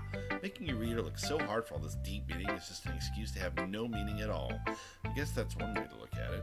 Well, everyone has their own opinion, but my opinion is the best opinion. I'm sure you figured that out already. Yes, that's why I sided against you yesterday. You incomprehensible fucking bitch. Anyway, here's my poem. Maybe you'll learn something. Amy likes spiders. You know what I heard about Amy? Amy likes spiders. Icky, wriggly, hairy, ugly spiders. That's why I'm not friends with her. Amy has a cute singing voice. I heard her singing my favorite love song. Every time she sang the chorus, my heart would pound to the rhythm of the words. But she likes spiders. That's why I'm not friends with her. One time I hurt my leg real bad. Amy helped me up and took me to the nurse. I tried not to let her touch me. She likes spiders, so her hands are probably gross. I am not friends with her. Amy has a lot of friends. I always see her talking to people. She probably talks about spiders. But if her friends start to like spiders too, that's why I'm not friends with her. It doesn't matter if she has other hobbies. It doesn't matter if she keeps it private. It doesn't matter if it doesn't hurt anyone. It's gross. She's gross. The world is better off without spider lovers, and I'm gonna tell everyone. Wow. She is deeply fucking insecure, like just horrifyingly jealous. Oh, I see that somebody did post on YouTube a little while back. Monica, yes, I do see you, but my agreement with Twitch means that I can only display comments from Twitch. But don't worry, if you say something and I've got something to say back, I will actually probably, give the gist of your comment and a little verbal so that you know I'm talking to you. Not bad, right? It's quite a bit longer than yesterday's. Yesterday's was way too short. I was just warming up. I hope you didn't think that that was the best I could do. No, of course not. Anyway, the message is pretty straightforward in this poem. I doubt I have to explain it. Sometimes you can explain complicated issues with simpler analogies. It helps people realize how stupid they're being. Like anyone would agree that the subject of this poem is an ignorant jerk. Do you know people like that? Of course. It's about how everyone thinks That doesn't matter. It can be about anything. I wrote it to be easy to relate to. Everyone has some kind of weird hobby or guilty pleasure, something that you're afraid if people find out, they'd make fun of you or think less of you. But that just makes people stupid. Who cares what someone likes as long as they're not hurting anyone and it makes them happy? I think people really need to learn to respect others for liking weird things. Huh, that's funny. Yuri wrote something similar today. Huh? Did you say Yuri? Yeah. She said her poem was about an unusual hobby of yours. I didn't really get it, but she said something similar to you, that people shouldn't make each other feel insecure about those things. Really? Well, I mean, yours is pretty weird, so I doubt that she had some weird hobbies. Not that there's anything wrong with that. It's not like I would judge her or anything. Natsuki has trouble finding words. I guess I should try not to be so mean to her. If she feels insecure about her weird behaviors and stuff, I mean, I always hate people who make me feel insecure, and Yuri made me feel insecure yesterday. But the way you put it, it sounds like she's learned her lesson. Well, I would say so. Even if her writing style is really different, I'm sure she'll appreciate the message in your poem. It's what I do best, after all. I don't like writing unless it's got a good message to take away from it. Like, conveying emotions is important, but I want to make people think, not just feel. Remember that. I'm going to write a good one for tomorrow, so look forward to it. And down to Monica. Hi again, Steven. How's the writing going? Alright, I guess. I'll take that, as long as it's not going bad. I'm happy that you're applying yourself. Maybe soon you'll come up with a masterpiece. I wouldn't count on that. You never know. Want to share what you wrote for today? Sure, here you go. I give my poem to Monica. Alright, great job, Steven. I was going, oh, in my head while I read it. It's really metaphorical. I'm not sure why, but I didn't expect you to go for something so deep. I guess I underestimated you. It's easiest for me to keep everyone's expectations low. That way it always counts when I put in some effort. That's not very fair. Well, I guess it worked anyway. You know that Yuri likes this kind of writing, right? Writing that's full of imagery and symbolism.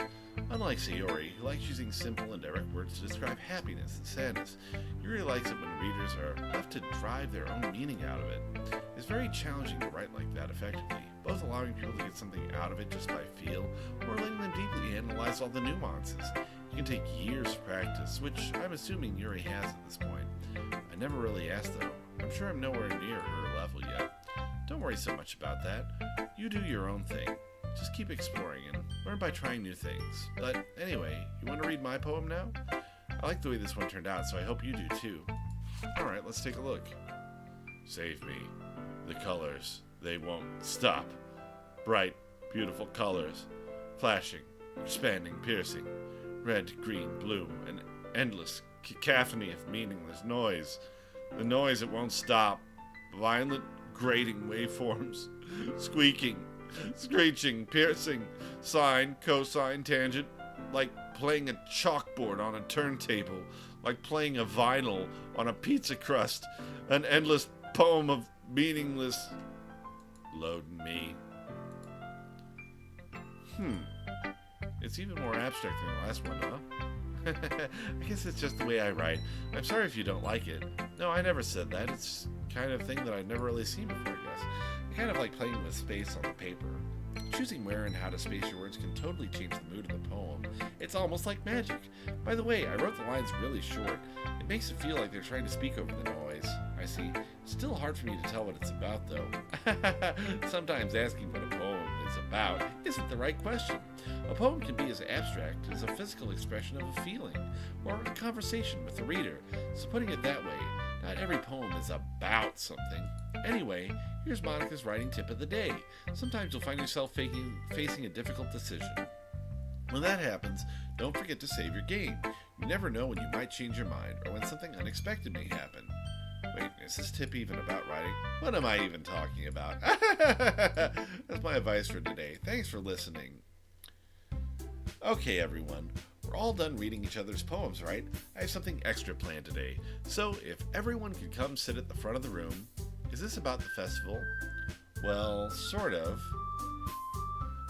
Do we really have to do something for the festival?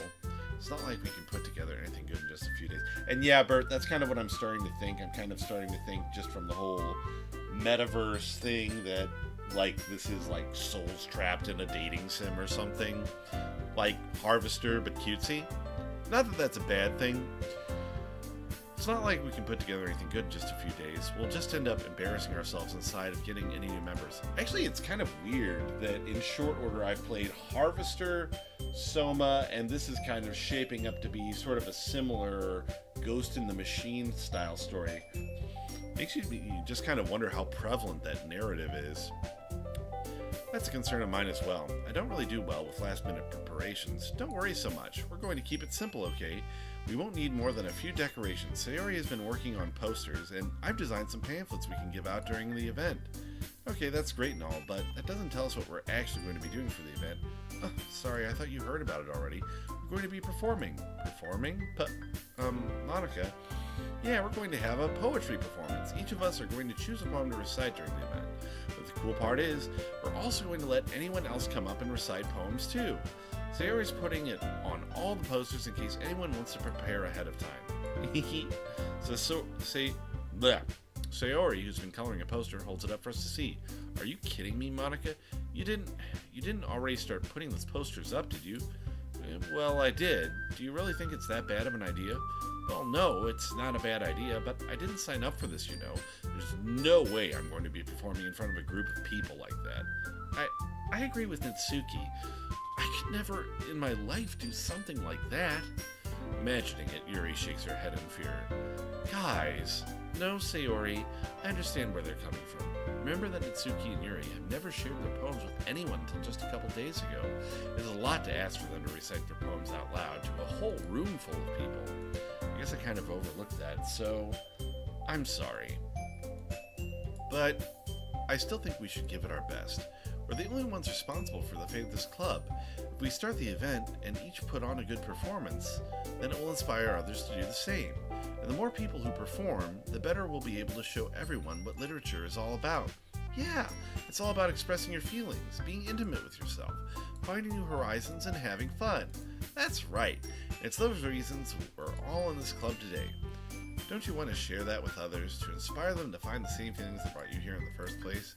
I know you do. I know we all do. And if all it takes is staying in front of a room for 2 minutes and reciting a poem, then I know you can do it. Natsuki and Yuri remain silent. Sayori looks worried. I guess that leaves me no choice. I agree. I don't think it's too much to ask. I think that Sayori and Monica have been trying really hard to get new members. The least we can do is help them out a little bit. No. Well, maybe, but looks like Natsuki doesn't have any arguments left. Okay, fine. I guess I'll just have to get it over with. All right. Whew. Thanks, Natsuki. What about you, Yuri? Yuri dejectedly glances around at everyone else's expectant faces. I guess I don't really have a choice. Ha! That's everyone. You're the best, Yuri. This club is seriously going to be the death of me. Oh gosh, you'll be fine, Yuri. But anyway, let's move on to the main event. I want each of you to choose a poem of yours. We're going to practice reciting them in front of each other. No way! Monica, this is too sudden. Well, if you can't recite your poem in front of the club, how do you expect to do it in front of strangers? Oh no, don't worry. I'll start off to help everyone feel a little more comfortable. Can I go next? Of course. Now, let's see. Monica flips through her notebook to the specific poem she has in mind for herself. She then stands behind the podium. The title of this poem is The Way They Fly. Monica begins reciting her poem. Her clear, confident voice fills the room. More than that, her inflection is pristine. She knows exactly how to apply emotion behind each line she recites, bringing the words to life. Is this something she's done before, or is she simply a natural? I mean, poetry is intellectual masturbation, so why not? I glance around me. Everyone has their eyes on Monica. Sayori looks amazed. Yuri has an intense expression on her face that I don't understand. Finally, Monica finishes the recitation. The four of us applaud. Monica takes a breath and smiles. That was so good, Monica. Thank you very much. I was just hoping to set a good example. Are you ready to go next, Sayori? I'll go next. Wow, Yuri's fired up all of a sudden. Yuri clutches a sheet of paper between her hands and stands up. Keeping her head down, she walks quickly over to the podium. This poem is called... Yuri anxiously glances at each of us. You can do it, Yuri. It's called After Image of a Crimson Eye. Yuri's voice shakes as she starts reading the poem. Just a moment ago, she practically refused to do this. Why is she suddenly putting in so much effort? As Yuri gets past the first couple of lines, her voice changes. It's almost like what happens when Yuri gets absorbed in our books. Her quivering words transform into the sharp syllables of a fierce and confident woman. The poem is full of twists and turns in its structure that she enunciates with perfect timing. This must be a rare glimpse into the whirling fire Yuri keeps concealed inside her head. Suddenly, she's finished. Everyone is stunned. Yuri snaps back into reality. Oh, there goes gravity! And glances around as if she bewildered even herself. It's up to me to save the situation. I'm the first to start applauding. Everyone joins me afterward, and we give Yuri the recognition she deserves. I'm just picturing the whole fucking Evangelion Shinji being applauded by the cast situation. Oh, man. It's not that we didn't want to applaud for her, but we were caught so off guard that we must have forgotten. As we applaud, Yuri holds the poem to her chest and rushes back to her seat. Yuri, that was really good. Thank you for sharing. It looks like Yuri is down for the count. Okay, I guess I'm next then. Sayori hops out of her chair and cheerfully walks to the podium. This one's called My Meadow. Sorry, I giggled. Sayori, it's a lot harder than I thought. How did you guys do it so easily? Try not to think of it like you're reciting to other people. Imagine you're reciting it to yourself, like in front of a mirror, or in your own head. It's your poem, so it'll come out the best that way. Monica, I hate to say this, but if Sayori is reciting it to herself in her own head, there's going to be one fucking hell of an echo. I see. Okay then. Sayori begins her poem. Somehow it feels like your soft voice was made as a perfect match. The poem isn't aimlessly cheery like Sayori is. It's serene and bittersweet. If I were to read this on paper, I probably wouldn't think much of it, but hearing it come from Sayori's voice almost gives it a whole new meaning. Maybe this is what Sayori meant when she said she likes my poems. It's like I get to reach more deeply into someone I thought I knew and through. Sayori finishes and we applaud. I did it! Good job, Sayori. Even Steven liked it. I guess that's a good sign. What does that even mean? It came out nicely, Sayori. The atmosphere of the poem fits you really nicely, but maybe that other poems wouldn't work quite as well with that kind of delivery. I don't really understand. In other words, I've seen poems of yours where that sort of gentle delivery wouldn't work as well. They might need a little more force behind them, depending on what you're reading. Oh, I know what you mean. Well, I've been practicing that kind of thing. It's just embarrassing to do in front of everyone. The next time, I'm going to make you pick a poem that challenges you a little more. You don't have much time before the festival, you know. Okay. Now, who's next? Natsuki? Don't make me go before Steven. It's not like I can compare to you guys anyway. Might as well let Steven lower everyone's standards a little before I have to do it. Natsuki. It's fine. I might as well get it over with, but it's not like I have much of a selection of what to read. I'll just have to go over with what I wrote for today. I stand up and step in front of the poem. Everyone has their eyes on me, making me feel terribly awkward. I recite my poem. Since I'm not exactly confident in my own writing, it's hard to put energy into it. Despite that, once I finish, I receive applause anyway. Sorry, I'm not really as good as everyone else. Don't worry about it so much. I think it's less about your abilities and more about the lack of confidence in your writing. That's something that will improve over time, though. Yeah, maybe. Alright then, that just leaves you, Natsuki. Yeah, I'm going. Natsuki begrudgingly gets out of her seat and makes her way to the podium. The poem is called... Why are you all looking at me? Because you're presenting. Anyway, the poem is called Jump. Natsuki takes a breath. Might as well jump. Once she starts reciting the poem, her sour attitude disappears a little. When she's still a little unenthused, her poem has a rhythm and rhyme to it. It's Natsuki's trademark style, and it works surprisingly well when spoken aloud. The words feel like they bounce up and down, as if given life to the poem. Natsuki finishes, and everyone applauds. She hops back to her seat. That wasn't so bad, was it? Easy for you to say. You better not make me do that again. Well, do you at least feel prepared enough to recite a poem in front of other people? I mean, doing it in front of other people will be way easier. I can put on whatever I want for other people. But when it's just my friends, it's just embarrassing. That's a surprise, Natsuki. I think it would be the other way around for me. Well, that's just how it is, so... Well, I guess in that case, you won't have much to worry about for the festival. That said, I want to thank everyone for coming through. It might be hard, but I hope you all have an idea of what it's like now. Make sure you pick a poem and get enough practice before the festival, okay? I'll be making pamphlets, so let me know ahead of time what you'll be reciting. Jeez.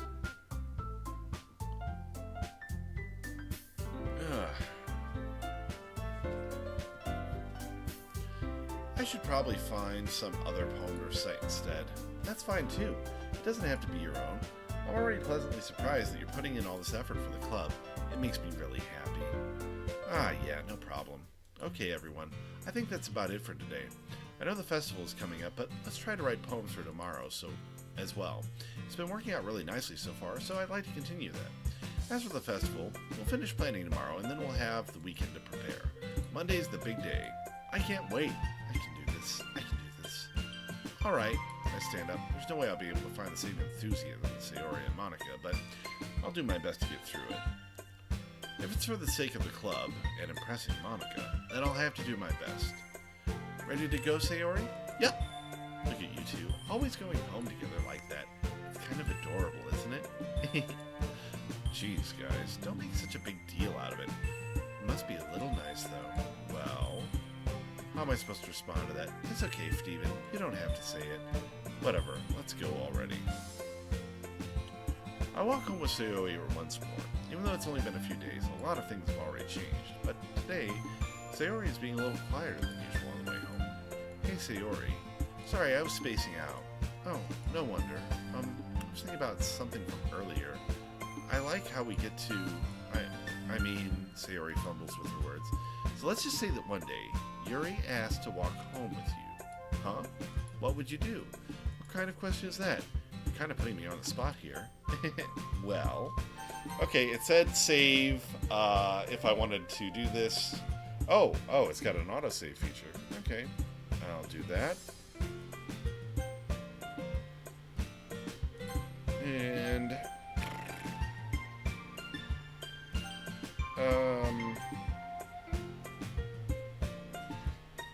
I must break her.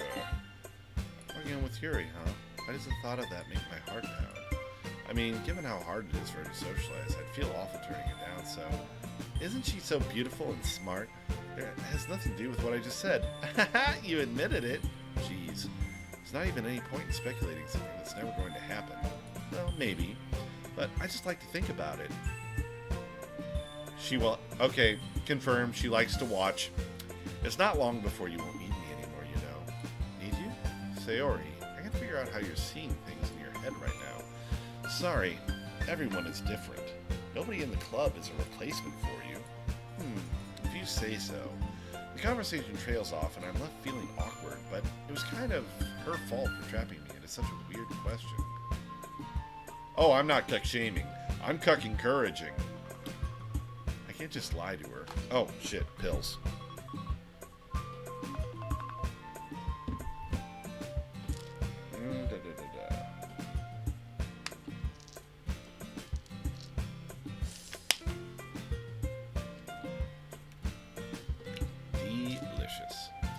I can't just lie to her, but if there's something that makes her happy, I would hate to take that away from her. That's why I said there's no point in speculating. Then again, the festival is only a few days away. Who knows what will happen in that time? Perhaps a murder? Okay.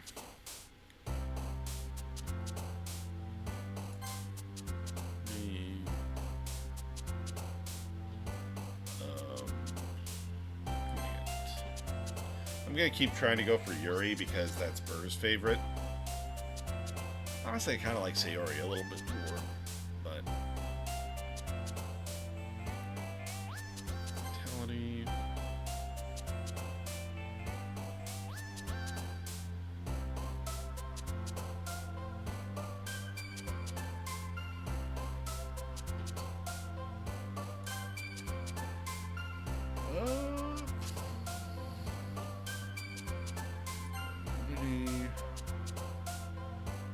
Restrained, oriented, gracious. What happens if you pick the exact same words like 2 times in a row? Distance, determination, secretive, eternity, image, fallible.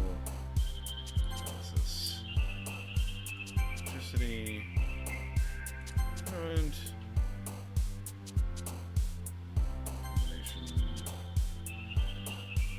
combination.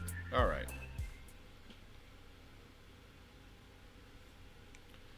That's love, Burr. That is love. I'm the last one here again. Don't worry, I just walked in too. Repracticing piano again? Yeah. You must have a lot of determination. Starting this club and now picking up piano? Well, maybe not determination, but I guess passion. Remember, the club wouldn't be here if it wasn't for all of you. And I'm super happy that you are willing to help out for the festival, too.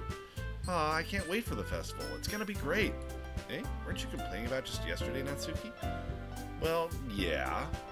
I'm not talking about our part of the festival. But it's a whole day of school where we get to play and eat all kinds of delicious food. You sound a bit like Sayori all of a sudden. Monica, do they usually have fried squid? Squid? That's a pretty specific thing to look forward to. Oh, come on. Are you saying you don't like squid? You of all people? I didn't say I don't like it. Besides, what do you mean by you of all people? Because it's right in your name. I guess that works better in Japanese. For a second, I thought she was saying that she was really into tentacle hentai, and that's not how you say my name at all. Also, that joke makes no sense in translation. Okay, good.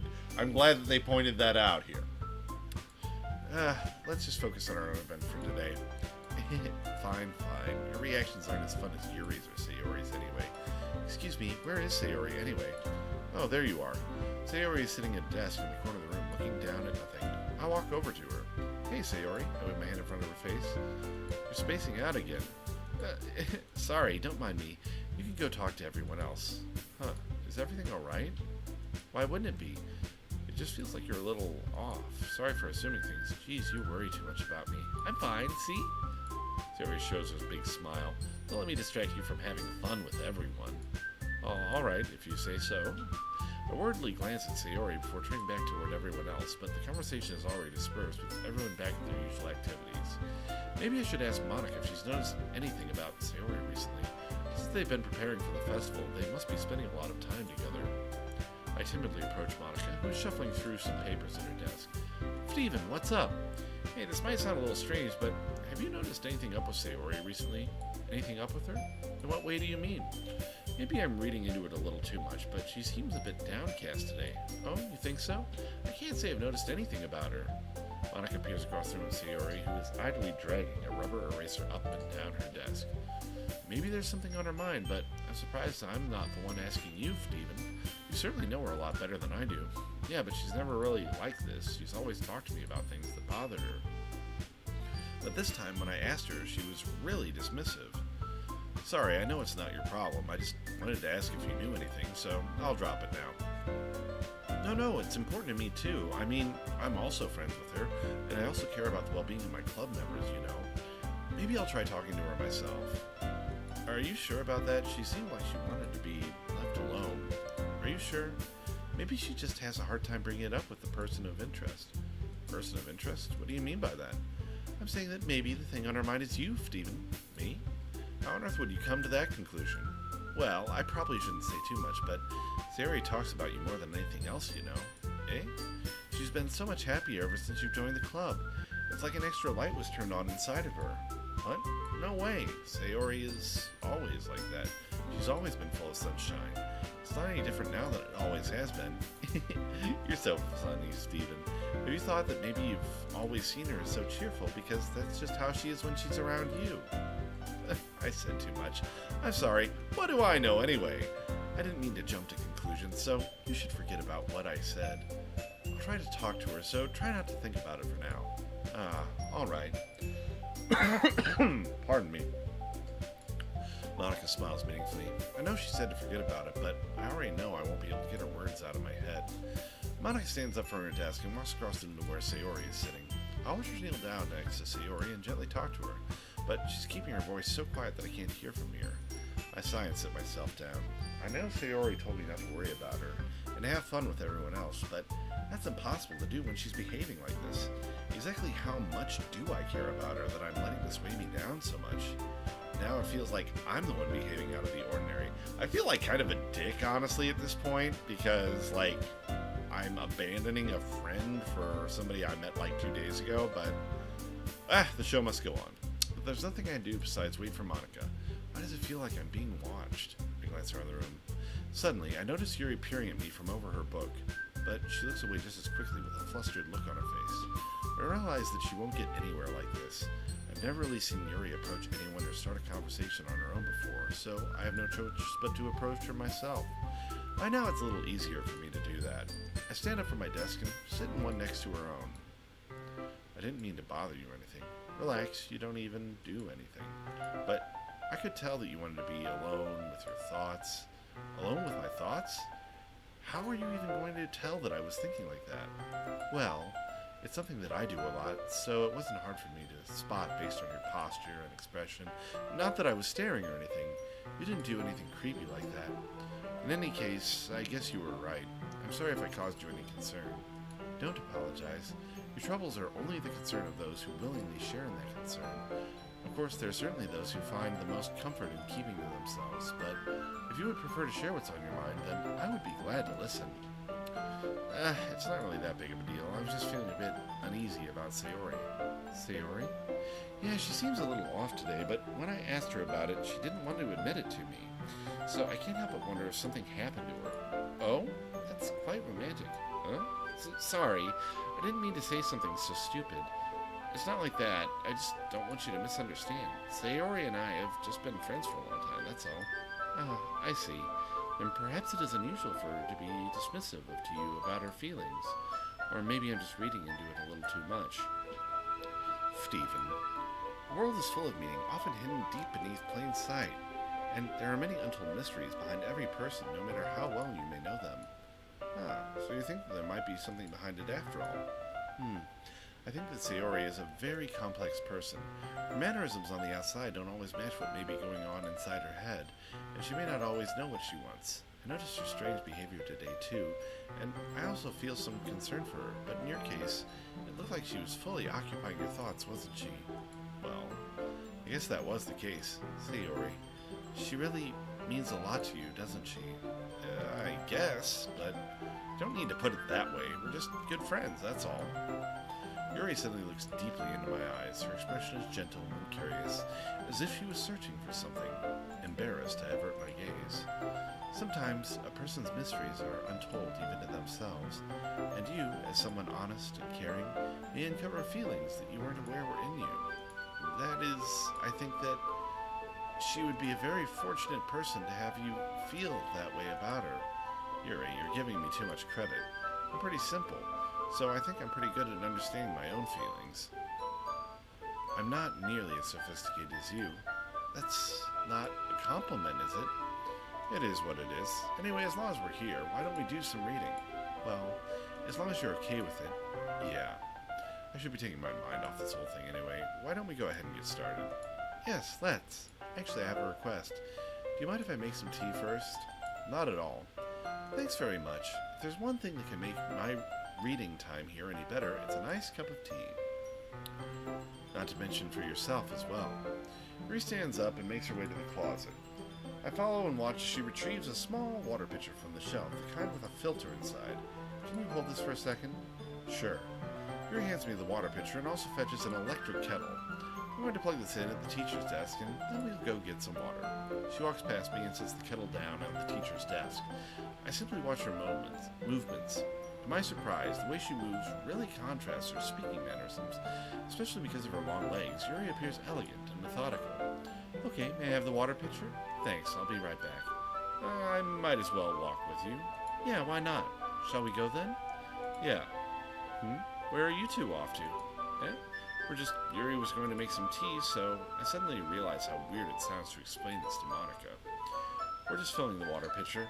Okay, sorry, I was just a bit curious. It's kind of a one-person job, isn't it? Monica, please mind your own business for once. Or do you want to tell me there's something wrong with helping involve Steven in club activities? My mouth gapes. I suppose there's nothing wrong with that. Then let's go, Steven. Yuri quickly exits the room and I follow. Once in the hallway, she suddenly puts her forehead against the wall. I spoke without thinking. How could I say something like that? Yuri, something about the way she said that, it made me feel so irritated. What's wrong with me? No, Yuri, I think you did the right thing. I wasn't expecting it, but it's also not right for Monica to judge people like that. Steven, how come even when I do something bad, you're being nice to me? Because nothing that you do is as bad as you make it seem in your head. Nobody's perfect. We have emotions. We can't always hide them away, but you always amplify things in your head. Your mind turns a light rain shower into a hurricane. No. Wouldn't you hate me for something as terrible as that? Why would I hate you? I can't hate someone for having emotions. What kind of friend would do that? Friend, you say? And, Stephen, I really like being friends with you. Thanks, Yuri. I like being friends with you, too. I feel kind of awkward saying something like that, but I'm doing my best to help Yuri feel better. Anyway, yeah. Shall we go? Yeah. Yuri and I walked to the nearest water fountain. As we fill up the water pitcher, we return to the classroom. Stephen, do you like oolong tea? Yeah, anything is fine. Very well. Yuri sets the temperature on the kettle for 200 degrees. Now it's time to get the teapot. You really do this properly, don't you? Of course. I shouldn't do any less when I'm making tea for others, even if I'm not an expert on tea or anything. In that case, you'll only be even more impressed. Perhaps I will. Yuri fetches the teapot and begins measuring the tea leaves. To my surprise, she even starts humming a little to herself. You must be in a good mood now. Is that so? I was letting it show. And you noticed. I was doing a bit of thinking, and I decided I would try expressing myself a little more. It turns out it's not very hard for me to do when it's you who's around anyway. Ah, that's great, Yuri. Just don't push yourself too much. You're always worrying about me, Stephen. It's very endearing. Yuri wasn't kidding. I don't even know if I can keep up with this. I want Yuri pour a cup of tea for each of us. Stephen, I have another request. Do you mind if we sit on the floor today? Why is that? It's a little bit easier on my back. I can read with my back against the wall rather than bending over at my desk. Oh, sorry, I didn't realize. No worries. I just have back pain fairly regularly, so I do my best to manage it. Oh, a little bit top-heavy, are you now? It's most likely because your posture, right? Always hunched over like that while reading. Yes, it couldn't be your boobs. So that's why we should sit on the floor. Fair enough. I'll go ahead and get the book. I retrieve the book from my bag. I have some chocolate as well. It's a bag of small chocolate candies that I keep hidden from Sayori's candy radar. I take it since it'll go well with the tea. Yuri and I sit against the wall, teacups at our sides. As if in sync, we assume the same reading position as last time, each holding one half of the book. Except this time, our bodies are even closer together. I can't see it too well. Yuri slides closer until our shoulders are touching. How am I supposed to focus on reading like this? Yuri was always kind of cute, but when she's being less apprehensive, it's almost more than I can handle. Your teacup. Yuri hands me my teacup. Holding it with my hand that's not holding the book, I end up in a position that makes it even harder to focus, because now I need to worry about making sure I don't accidentally touch her chest. Meanwhile, Yuri hasn't noticed a single thing. She wears her intense reading expression, and I can only presume the world around her has faded away. I use all my willpower to focus on reading. After a few minutes, I finally manage to relax a little. I put the teacup between my legs and fumble with the chocolate wrapper. Sorry, I briefly let go of the book to finish opening the wrapping paper. You can have as much as you want. Ah, that's okay. I won't take any. Oh, are you sure? Well, if I touch it, then it might get smudges on the pages. Ah, you're right. I didn't even think about that. My bad. No need to apologize. I'll hold the book, okay? Are you sure? Of course. Yuri opens the book with both hands. She holds it so that I don't have any harder of a time reading from it, but as a result, her left arm is practically resting on top of my leg. Well, in that case, Yuri's already totally focused on reading again. I take a chocolate candy and pop it in my mouth, then I take another chocolate and I hold it up to her.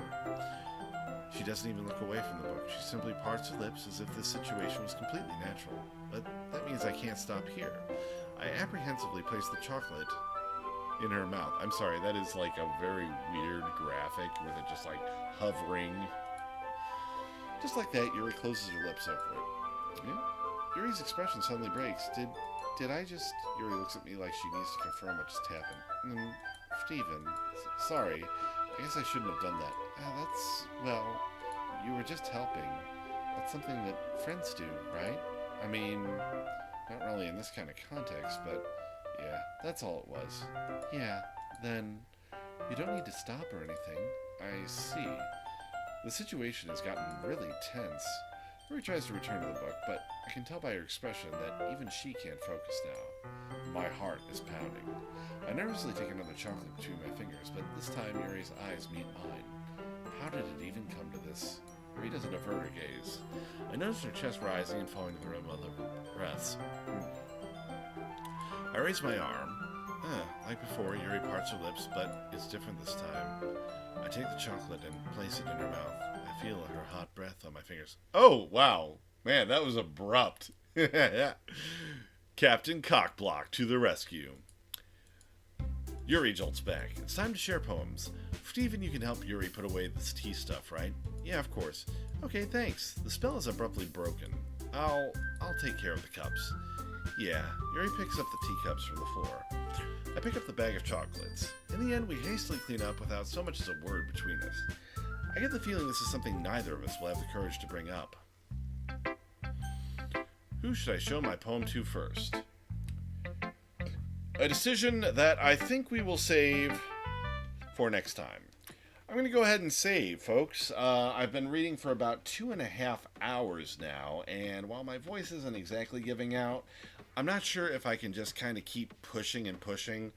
Plus, this is kind of dense, without a lot of gameplay to break it up.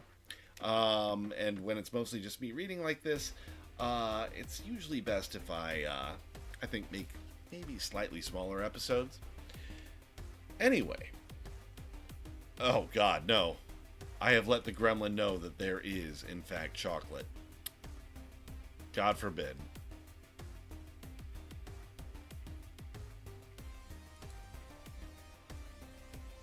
Well, I'm kind of going with your... I don't know, like, there's qualities to recommend everybody there, but then, of course, Rotten, you know me, and, stopping at just one is generally not my style. Anyway, I am going to go ahead and call it a night. I will be back. Okay, so Rotten is hinting that it gets a little bit less bland and so forth. I will continue on Saturday. Same time, 7 o'clock. So if you're new to the show, and if you want to watch a little bit more of what is going on, we are on Tuesdays, Thursdays, and Saturdays at 7 p.m. Best way to handle catching the show is to join us here at that time. Follow, subscribe, you'll get notifications, or if you want to, you can go ahead and join our Discord. Burr, could you go ahead and pop that into the chat real quick?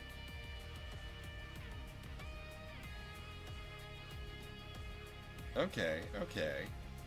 Like, I'm seeing hints here and there. There's, like, really good foreshadowing in some of the poems. I don't know exactly what is going on. I've got a few ideas, but we will soon see. Till next time, though, this is the Fear Fan.